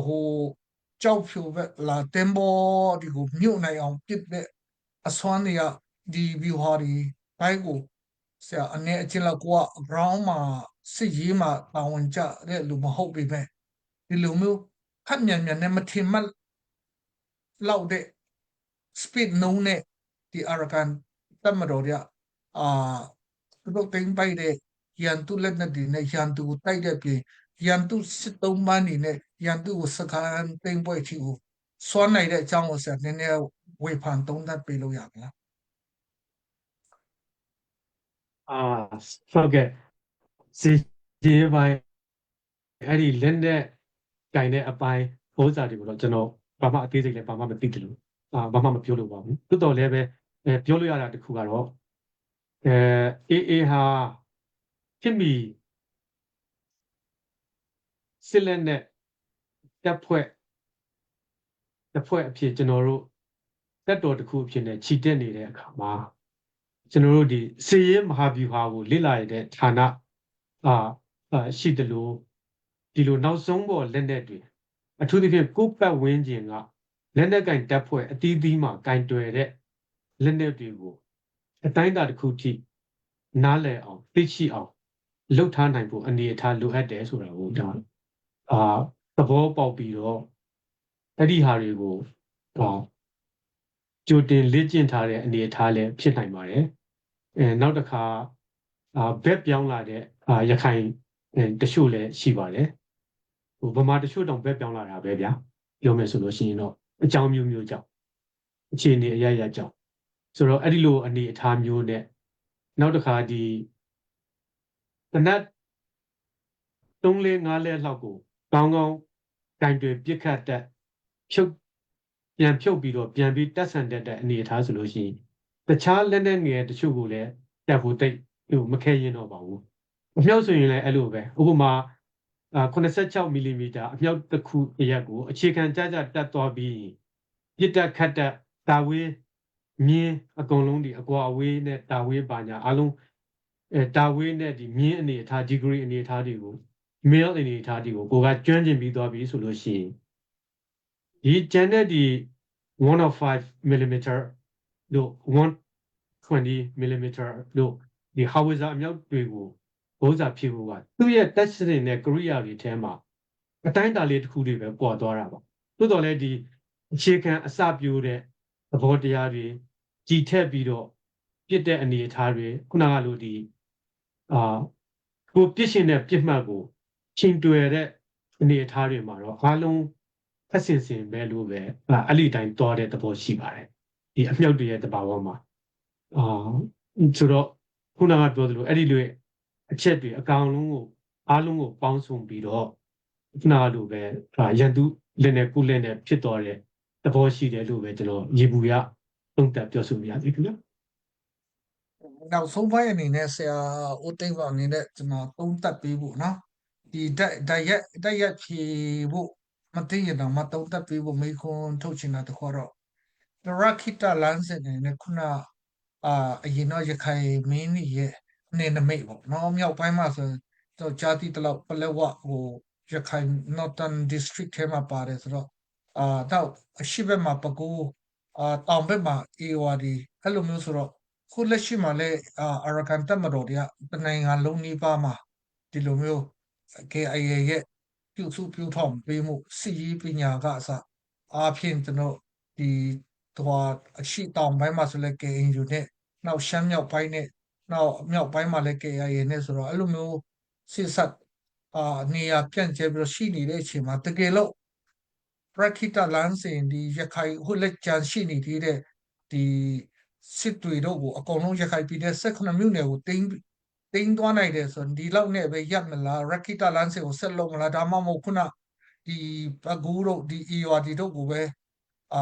ဆက်သိမ်းမလားအရင်ကနေနမိတ်ဘူးဝပိုင်ရခိုင်နန်းတော်တော့ပိုင်တဲ့ဟာတွေကိုသိမ်းမလားဒါမှမဟုတ်ရင်ဒီရခိုင်ရခိတလမ်းစဉ်ကဒီရခိုင်ပြည်နယ်ကိုပဲအကျုံးဝင်သလားအဲ့ဒါတွေပြီးတဲ့အချိန်မှာသုံးသက်ထပ်လောင်ပြီးတော့သုံးသက်ဖို့အနေနဲ့ဒီဟာတွေကို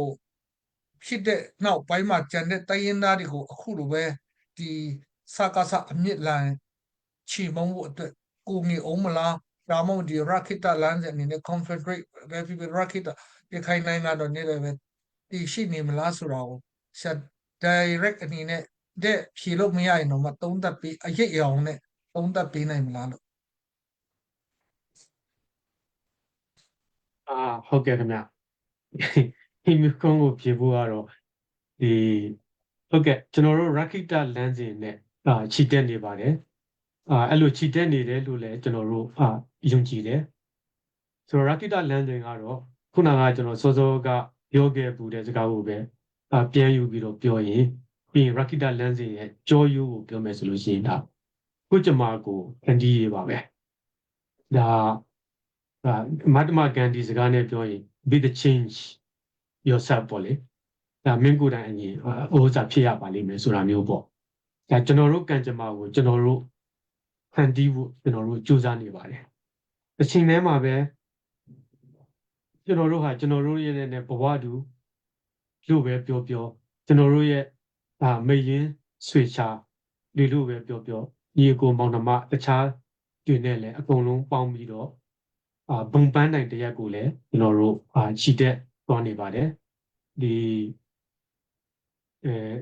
ဘာတွေဘလို့ဖြစ်လာနိုင်တဲ့အနေအထားအတိအကျကိုတော့ဘယ်လိုခေါ်မလဲဟိုတမိုင်းကအဆုံးဖြတ်ပေးပါလိမ့်မယ်စကားပြောပါလိမ့်မယ်နောက်တစ်ခုတတိကျွန်တော်တို့လေးလေးနက်နက်နားလည်ဖို့နောက်တစ်ခုကတော့ဒီတရုတ်ခေါင်းဆောင်ကြီးတိတ်ဆောင်ပြီးပြောခဲ့မှုတဲ့စကားလို့ကြောင်ဖြူတာမဲတာပြဿနာမရှိဘူး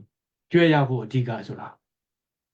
ကျွန်တော်တို့ကြောင်ဖြူသည်ဖြစ်စေမဲသည်ဖြစ်စေပြဿနာမရှိဘူးအဓိကကြွရဖို့ပဲ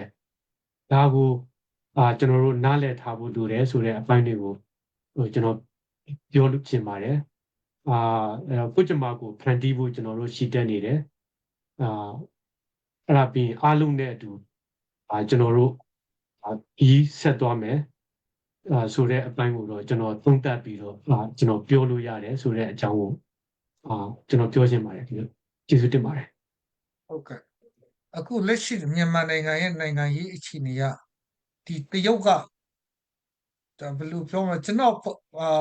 ပုဂ္ဂလိကသုံးသပ်ချက်အရတော့ဒီ NUG အစိုးရနေပြီးတော့ဒီ Western country တွေကိုတအားပြုတ်လွန်းလို့တရုတ်ဒီကိုမိကြံခဲ့တာဒါမှမဟုတ်တာကျွန်တော်တို့တော့နားမလဲဘူးအရင်တော့တရုတ်ကတော့ဒီညီနောင်သုံးဖွဲ့ကိုအားပေးတယ်လို့နဲ့နောက်ကြတော့စကားစဘက်ကိုအခုပါသွားတာကျွန်တော်အများသိတယ်ဒါပေမဲ့ဒီကျွန်တော်ဘသူကမှလည်းအပြစ်တော့မဖို့လို့ပါဘူးကိုကလည်းတာမန်လူသားတယောက်မို့လို့လည်းအရက်သားတယောက်မို့လို့တော်လိုင်းရင်မှလည်းကိုကဘာမှမပတ်ဘူးနိုင်ခဲ့တော့မပြောလို့ဘူးဒါပေမဲ့အခုအနောက်မှာအိန္ဒိယအရှေ့မှာတရုတ်ဖြစ်နေတဲ့အချိန်မှာအခု MNDAA တို့ TNLA တို့လည်းတရုတ်ရဲ့ပေးမှုကြောင့်ဟိုရင်ဖြစ်တယ်နည်းနည်းတန့်သွားတယ်သူတို့ရဲ့ထူးစစ်ဆင်မှုမြို့သိမ်းတိုက်ပွဲတွေဒါပေမဲ့ KIA ကတော့ KIA နဲ့ AA ကတော့ဆက်လက်ပြီးတိုက်ပွဲကတော့အရှိန်မလျှော့ဘဲနဲ့လုပ်နေတယ်အခု KIA နဲ့တော့မှနည်းနည်း KIA ကိုတော့မှတရုတ်ကသူတို့ရဲ့ twin threat ဒီကိုလိုချင်တော့အရင်လိုအောက်ကျွတ်ခံပြီးတော့မဆက်ဆံဘဲနဲ့ level ပုံစံမျိုးဆက်ဆံတယ်အဲ့ဒီကြားမှာဆရာအနေနဲ့ဒီတရုတ်ကလည်းရခိုင်ကြောက်ဖြီရင်တို့စိတ်ကန်းကတဘာဝတိုက်ငွေဒီရဲ့နောက်ကျန်တဲ့သူတို့ project ဒီခုနကျွန်တော်တို့ပြောတဲ့သမုဒ္ဒရာပင်လယ်ထွက်ပေါက်အတွက်လည်းသူတို့ကဒီစစ်တွေနဲ့ကြောက်ဖြူတို့ကိုတအားမျက်စိကြတယ်အဲ့ချိန်မှာအခုလောလောဆယ်မှာတော့စကားစဘက်ကဟိုတနည်းအားဖြင့်ပြောမယ်စကားစလည်းဖားနိုင်လို့လားတခုခုတော့ဖြစ်နေပြီနောက်အိန္ဒိယကလည်းအနောက်ဘက်ကနေပြီးတော့တရုတ်နဲ့အားပြိုင်ပြီးတော့ရခိုင်ပြည်နယ်နေ project ရှိတဲ့မြောက်တော့ကျူးစားနေတယ်ဆိုတော့အဲ့ဒီကြားမှာဒီရခိုင်ခေါင်းဆောင်အာရကန်ခေါင်းဆောင်နဲ့ဒီနိုင်ငံကြီး ULA ခေါင်းဆောင်တွေကချိန်ခွင်ရှာညှိနိုင်မလားလို့ဆရာဘယ်လိုတုံ့တက်လဲအဲ့ဒီကြားမှာတရုတ်ဘက်နဲ့အိန္ဒိယဘက်နဲ့နောက်တရုတ်ရဲ့ဖိအားကိုဘယ်လိုပဲဖြစ်ဖြစ်အခုချိန်ထိတော့ KIA နဲ့Arakan Army ရခိုင်အဖွဲ့ကဂယုမဆိုင်ဘဲနဲ့ဆက်ပြီးတော့လှုပ်ရှားနိုင်တယ်ဆိုတော့ရှေ့အနာဂတ်မှာဒီရခိုင်ခေါင်းဆောင်တွေအနေနဲ့ဒီတရုတ်နဲ့အိန္ဒိယရဲ့ချိန်ခွင်ရှာကိုကိုက်တွယ်နိုင်လိမ့်မယ်လို့ထင်သလားဒီနိုင်ငံရေးပိုင်းမှာဆရာတုံ့တက်ပြီးလုပ်ရမလားအဲ့ဒါဟုတ်ကဲ့ဒီကြတာကတော့ကျွန်တော်တို့ဒီgeographical အနေထားအရကျွန်တော်တို့အနေနဲ့အိန္ဒိယကိုတော့၎င်းတရုတ်ကိုတော့၎င်းကျွန်တော်တို့လွန်ဆန်လို့မရပါဘူးတစ်ချိန်တည်းမှာပဲတရုတ်တီ၎င်းအိန္ဒိယတီ၎င်းဒေသခံလူထုကိုနဲ့ဒေသခံလူထုရဲ့ဆန္ဒမှန်ကိုလွန်ဆန်လို့မရပါဘူးဒါကဒါ indigenous တိုင်းရင်းမူလတိုင်းဦးဟိုဘိုးဘွားစင်ဆက်ပိုင်လာတဲ့မြေနဲ့နယ်တာရဲ့သဘောကဒီ territory ရဲ့သဘောကအဲ့ဒီလိုသွားတာကိုအဲ့ဒီကြတော့တစ်ဖက်မှာဘင်္ဂလားဒေ့ရှ်ဘယ်လိုပဲလွန်ဆန်လို့မရပါဘူးဖက်ကိုတစ်ဖက်ဆိုတော့အားလုံးကြားမှာကျွန်တော်တို့ဒါအကောင်းဆုံးဖြစ်အောင်ကျွန်တော်တို့ဒီလုပ်သွားရမှာပါပဲတစ်ချိန်တည်းမှာပဲအဲ့ဒီကအင်အားကြီးသည်ပဲဖြစ်ဖြစ်ဘယ်လိုပဲဖြစ်ဖြစ်ဒါဒေတာခံဒီသူလူထုရေကိုတော့လွန်ဆန်လို့မရပါဘူးဒါဘယ်မှာပဲဖြစ်ဖြစ်ဒါကြီးသည်ဖြစ်စေငယ်သည်ဖြစ်စေဆင်းရဲသည်ဖြစ်စေရှမ်းသာသည်ဖြစ်စေအခုနကလိုပဲဒီအပြန်အလှန်အပြန်အလှန်ဟိုနားလည်မှုအပြန်အလှန်ယုံကြည်မှုအပြန်အလှန်ဘူးလူဆက်ဆံမှုတွေနဲ့အပြန်အလှန်အားထားမှုတွေကြားမှာပဲကျွန်တော်တို့နှစ်ဖက်သုံးဘက်လေးဘက်အဲ့လိုကြားထဲမှာကျွန်တော်တို့ဒီလုံတော်ရမယ်ဘယ်သူမှလွန်ဆန်လို့တော့မရဘူးရလိမ့်မယ်မှလည်းမဟုတ်ဘူးဆိုတဲ့အားကိုတော့ကျွန်တော်သုံးသပ်ပြီးတော့ရေဘူးရ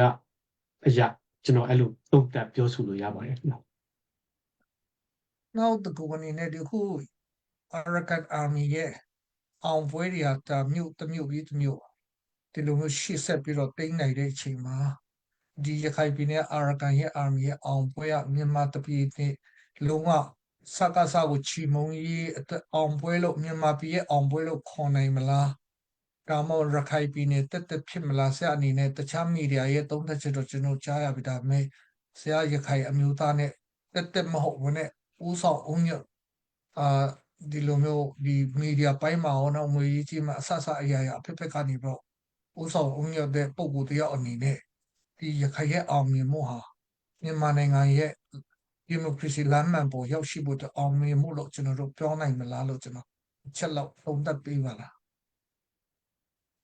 ဟုတ်ကဲ့ဒါကတော့ပြောနိုင်ပါတယ်ခုနကလို dominate သဘောတရားရတော့၎င်းတခုမှလဲရင်နောက်နေရာတွေမှာလဲလဲဖို့အနေအထားတွေရှိတယ်ဆိုတဲ့သဘောတရားလေးတွေရောနောက်တစ်ခါဒီရေဘူးရသဘောတရားအရဒီ no man is an island ပေါ့ဗျာလူတွေဟာပင်လယ်ထဲကကျွန်းနေပုံပေါ့အကုန်ဆက်ဆက်ပြီးတော့တည်ရှိနေတယ်ဆိုတာစောကကျွန်တော်တို့ပြောတဲ့စကားတွေကအကုန်လုံးပါတယ်ဒါကျွန်တော်တို့အောင်ပွဲရရင်တခြားတွေလည်းအောင်ပွဲရဖို့အနည်းဆုံးပြရုပ်ဖြစ်တယ်နောက်တစ်ခါစွန်အားခွန်အားတရဖြစ်တယ်အဲ့ဒါကတော့ဘယ်သူမှညင်းလို့မရပါဘူးအခုပဲဒီ AA ရဲ့အောင်မြင်မှုတွေကိုကြည့်ပြီးတော့တခြားပို့ပြီးအားတက်လာတာတွေအများကြီးရှိနေပါတယ်အခုနစောကပြောတဲ့ဒီမတူပီအဲ့ဒီမှာဒီမြို့သိမ်းတိုက်ပွဲတွေပါတယ်မှာဆိုလို့ရှိရင်ဒါ AA ရဲ့အောင်ပွဲနဲ့အတူအဲ့လိုသွားတာပါပဲဥပမာဆိုရပါစို့အရှင်းနဲ့ရခိုင်ကြားမှာပဲကျွန်တော်ပြောမယ်ဥပမာမှရှိတဲ့ဒီနပခစစ်ဌာနချုပ်အနောက်ပိုင်းတိုင်းစစ်ဌာနချုပ်ကို AA က think by light နိုင်ခြင်းသည်ဘာတွေဆက်ဆက်ပြီးပါတော့တယ်လဲဆိုတော့အဲ့ဒီနပခဌာနချုပ်ကနေပြီးတော့မြန်မာစစ်တပ်ဟာချင်းပြည်နယ်တောင်ပိုင်းစစ်စင်ရေးလှုပ်ရှားမှုတွေရခိုင်နယ်ကစစ်စင်ရေးလှုပ်ရှားမှုတွေဘင်္ဂလားပင်လယ်အော်ရေချောင်းလမ်းထွက်ပေါက်တွေဒါတွေအကုန်လုံးကိုမဟာဗျူဟာကြကြနဲ့အဲ့ဒီနပခယုံတဲ့ကနေထင်းချုပ်နေခဲ့တာပြဆိုတော့အဲ့ဒီအခုထင်းချုပ်တဲ့နယ်မြေကို AA ကဝင်သိမ်းပလိုက်တော့နောက်တစ်မျိုးပြောရင်ချင်းတောင်ပိုင်းမှာစစ်စင်ရေးလှုပ်ရှားမှုတွေအတွက်ပုတ်ကဲမှုသူတို့မှဒီလိုဖျက်ဖြစ်သွားတယ်သို့မဟုတ်အားနည်းသွားတယ်ရေလမ်းကြောင်းတွေအတွက်မင်္ဂလာပင်လယ်အော်ရေလမ်းကြောင်းတွေအတွက်ဒါပုတ်ကဲမှုထိမ့်သိမ့်မှုအပိုင်းမှာအားနည်းချိနဲ့သွားစေခဲ့တယ်ရခိုင်ပြည်ထဲကစစ်စင်ရေးလှုပ်ရှားမှုမှာအဲ့ဒီတန်းဖြစ်သွားစေခဲ့တယ်ဆိုတော့ဒါတွေဟာအကုန်ဆက်ဆက်နေတဲ့သဘာဝတွေပါဆိုတော့တစ်ဖွဲ့အောင်မြင်ရင်ကျန်တဲ့အဖွဲ့တွေအောင်မြင်ဖို့အတွက်အလားအလာပိုများလာတယ်ဆိုတဲ့သဘာဝအရာတော်၎င်းအကုန်လုံးမှာ AA ကပါဝင်အတိုင်းအတာတစ်ခုထိပါဝင်ပတ်သက်နေတဲ့အနေအထားအရာတော်၎င်းဒါအားလုံးအတွက်positive ဖြစ်မယ်ဆိုတာကိုတော့ဒါရေဘူးရသဘောတရားအရရောလက်တွေ့အရရောကျွန်တော်ပြောလို့ပါတယ်ဟုတ်ကဲ့ကျေးဇူးတင်ပါတယ်ဟုတ်ကဲ့ကျွန်တော်တို့ဒီခုနပြောသလိုရခိုင်လူငယ်တွေးတစ်ခေါင်းဆောင်တွေပေါ့ပူချုပ်ထွန်းမြတ်နိုင်တို့ဒေါက်တာမျိုးထွန်းအောင်တို့လို့အဲ့ဒီခေါင်းဆောင်တွေနောက်နိုင်ငံရေးပိုင်းမှာလည်းခုနကျွန်တော်တို့ပြောသလိုအမျိုးသမီးတွေမှာတော့ထုမေတို့လို့ဒီမြန်မာပြည်တပြည်လုံးကတနိုင်ငံလုံးကအတိမပြုတ်လောက်အောင်မျိုးသမီးဖြစ်လင်းကစားကျွန်တော်တို့ဒီမီဒီယာတွေမှာရခိုင်လူထုကူစားပြောနိုင်တာတို့ဒေါက်တာအေးမောင်တို့အဲ့လိုမျိုးဒီကိုကျွန်တော်တို့ဦးဖေးသားတို့ဦးအေးတာအောင်တို့အဲ့လိုမြန်မာနိုင်ငံရေးတမိုင်းတစ်လျှောက်မှာဟိုတုန်းကဆိုလဲဆရာတော်ဦးသမားတို့လိုအဲ့လိုမျိုးရှိစနောက်စင်ပြီးတော့ပေါ်လာတဲ့အချိန်နဲ့နောက်ပြီးတော့အရင်တော့ရခိုင်နိုင်ငံတော်ဒီခဲ့ဘူးတလို့အဲ့လိုမျိုးရခိုင်တဲ့အမျိုးသားရေးရှင်တန်မှုနဲ့စိတ်ဓာတ်ပြင်းထန်မှုတွေကိုကျွန်တော်ကိုယ်တိုင်လည်းကျွန်တော်မြင့်မြင့်ကိုတွေ့ဖြစ်တယ်။နောက်မလေးရှားတွေမှာလည်းကျွန်တော်ရခိုင်ကောင်းဆောင်တွေနဲ့ဒီလိုမျိုးစပြီးရန်ပုံငွေပွဲတွေမှာလည်းဒီလိုမျိုးခုနဆရာပြောသလို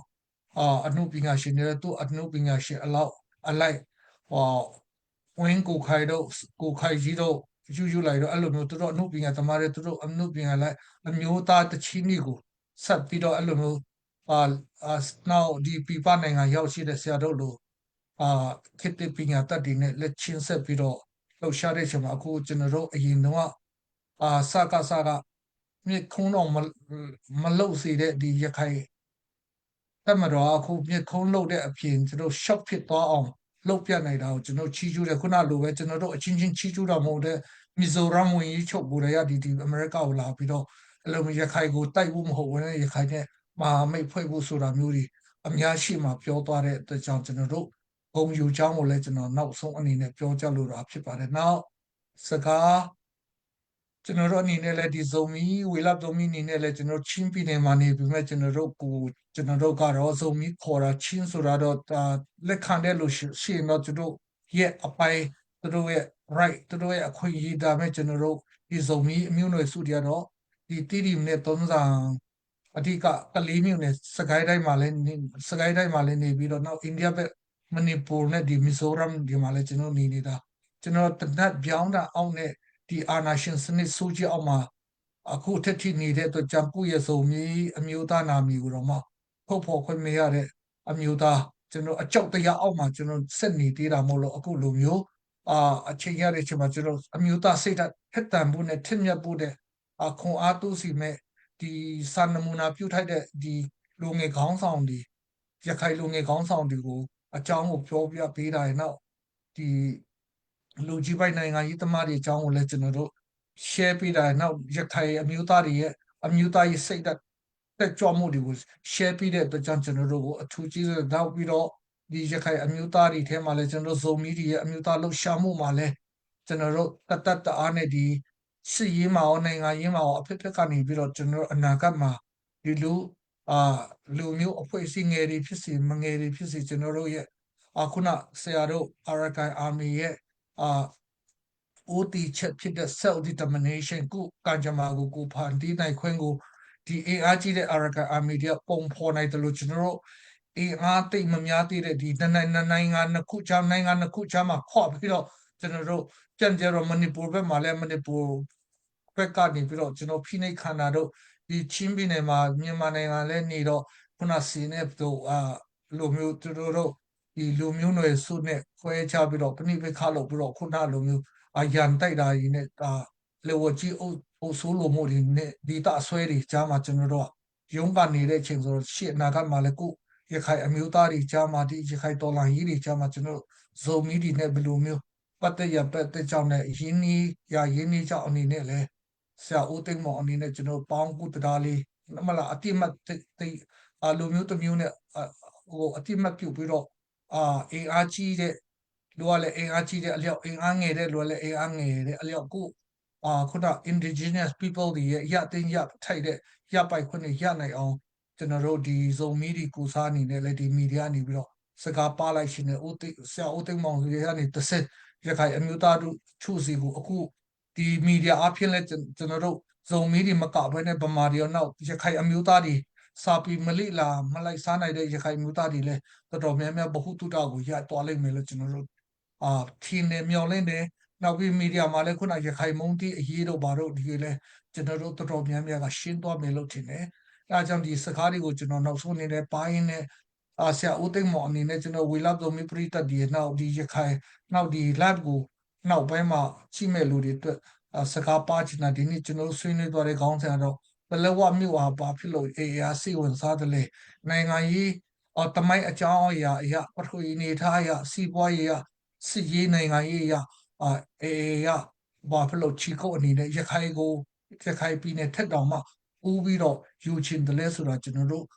အခြေတဝင်းနဲ့တိလိုက်ရခြင်းဖြစ်တော့နောက်ဆုံးအနေနဲ့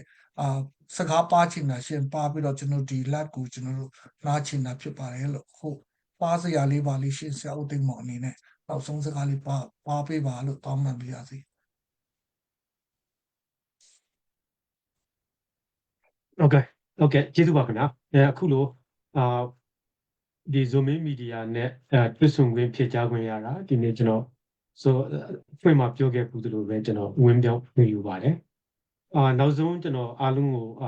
ပြောချင်တာကတော့ဒီကြည့်ရှုနေတဲ့ဒီပရိသတ် Zoom ပရိသတ်တွေရောဒီကျွန်တော်တို့ရခိုင်တွေရောတခြားမြန်မာနိုင်ငံသားတွေရောကြည့်ရှုနေတဲ့ပရိသတ်အားလုံးကိုလည်းအထူးကျေးဇူးတင်ပါတယ်နောက်ဆုံးကျွန်တော်ပြောချင်တာကတော့ကျွန်တော်စောကပြောသလိုပဲကျွန်တော်တို့လည်းရခိတလမ်းစဉ်နဲ့အတူပြကြမာကိုဖန်တီးနိုင်ဖို့ကျွန်တော်တို့ရှိတက်နေပါတယ်အားလုံးလည်းကိုယ်ရည်မှန်းချက်ကိုအတီးတီးကိုရှိတက်နေကြတာပါဆက်လက်ပြီးတော့ခြိတက်နေကြလိမ့်မယ်လို့လည်းကျွန်တော်လေးနဲ့ဆိုတာယုံကြည်ပါတယ်အချိန်တည်းမှာပဲကျွန်တော်တို့ဘုံပန်းနိုင်တရားကိုတွားဖို့အတွက်လည်းကျွန်တော်တို့ ချိတ်ဆက်လက်တွဲနိုင်တယ်ကျွန်တော်တို့ချိတ်ဆက်လက်တွဲပြီးသွားကြရအောင်ပါနောက်တစ်ခါကျွန်တော်တို့ကိုရှီကျူတာတွေဒီပြုဩဇာတွေထောမနာပြုတာတွေကိုကျေးဇူးတင်ပါလေတိုးတော်လည်းပဲကျွန်တော်တို့လည်းဟိုအများကြီးခီးဆက်စရာအများကြီးရှိသေးတယ်ခီးကတော့အများကြီးရှစ်မှာဆက်စရာတွေရှိတဲ့စရာတွေပြင်ဆင်စရာတွေတိဆောက်စရာတွေအများကြီးကြန့်ရှိနေသေးတယ်ကျွန်တော်တို့လည်းခီးသွားစေပါဆိုတဲ့ဟာကိုပြောကြရင်အားလုံးကိုအထူးလေးစားစွာကျေးဇူးတင်ပါတယ်ခင်ဗျတာလီစောပါ အားလုံးကိုကျေးဇူးတင်ပါတယ်ဒီနေ့ကဗမာလူနဲ့ဗမာစကားနဲ့ကျွန်တော်တို့အများနာလဲအောင်ပြောအချင်းဖြစ်တဲ့အတွက်ကြောင့်ဒီကံဗမာစကားနားမလဲတဲ့လူတွေတိခံပြီးကြပါကျွန်တော်အချင်းအခါအလင်းတင်တယ်လို့ကျွန်တော်တို့မိခင်ဘာသာစကားနဲ့လည်းပြောတော့မှဖြစ်ပါတယ်ဒါပေမဲ့ဒီညတော့ကျွန်တော်ဘဟုတုတရဆရာတမိုင်းအကြောင်းအရာတွေကျွန်တော်တို့ပညာရစရာတွေအများကြီးဝင်ငှပေးတဲ့ဆရာဦးသိမ်းမောင်အထူးကျေးဇူးတင်တယ်အဖို့အခမယူဘဲနဲ့သူ့ပြပညာသူလေးလာစေးပူးခဲ့တဲ့ပညာတွေကိုသူအဝင်ငှပေးတဲ့အတွက်ကြောင့်နောက်အထူးသဖြင့်သူရဲ့မိသားစုအချိန်ကိုကျွန်တော်တို့အတွက်ဝေလပ်တော်မိတဲ့သူပေးခဲ့တဲ့အတွက်ကျေးဇူးတင်နောက်များမှာလဲကျွန်တော်တို့လူမျိုးတွေမကဒီကျွန်တော်တို့အများနားလဲတဲ့ဒီမြန်မာလူအဖြစ်အခါအလင်းတင်တယ်လို့ကျွန်တော်တို့အချိန်ပေးပြီးတော့ဆရာရဲ့စီးပူးထားတဲ့ပညာတွေအတွေ့အကြုံတွေကိုဝင်ငှပေးဖို့ထပ်လောင်းပြီးတော့ကျွန်တော်တောင်းပန်ပါရစေဒီတွင်ပဲကျွန်တော်တို့ live ကိုနားမှာဖြစ်ပါတယ်အားလုံးကိုကျေးဇူးတင်ပါတယ်လို့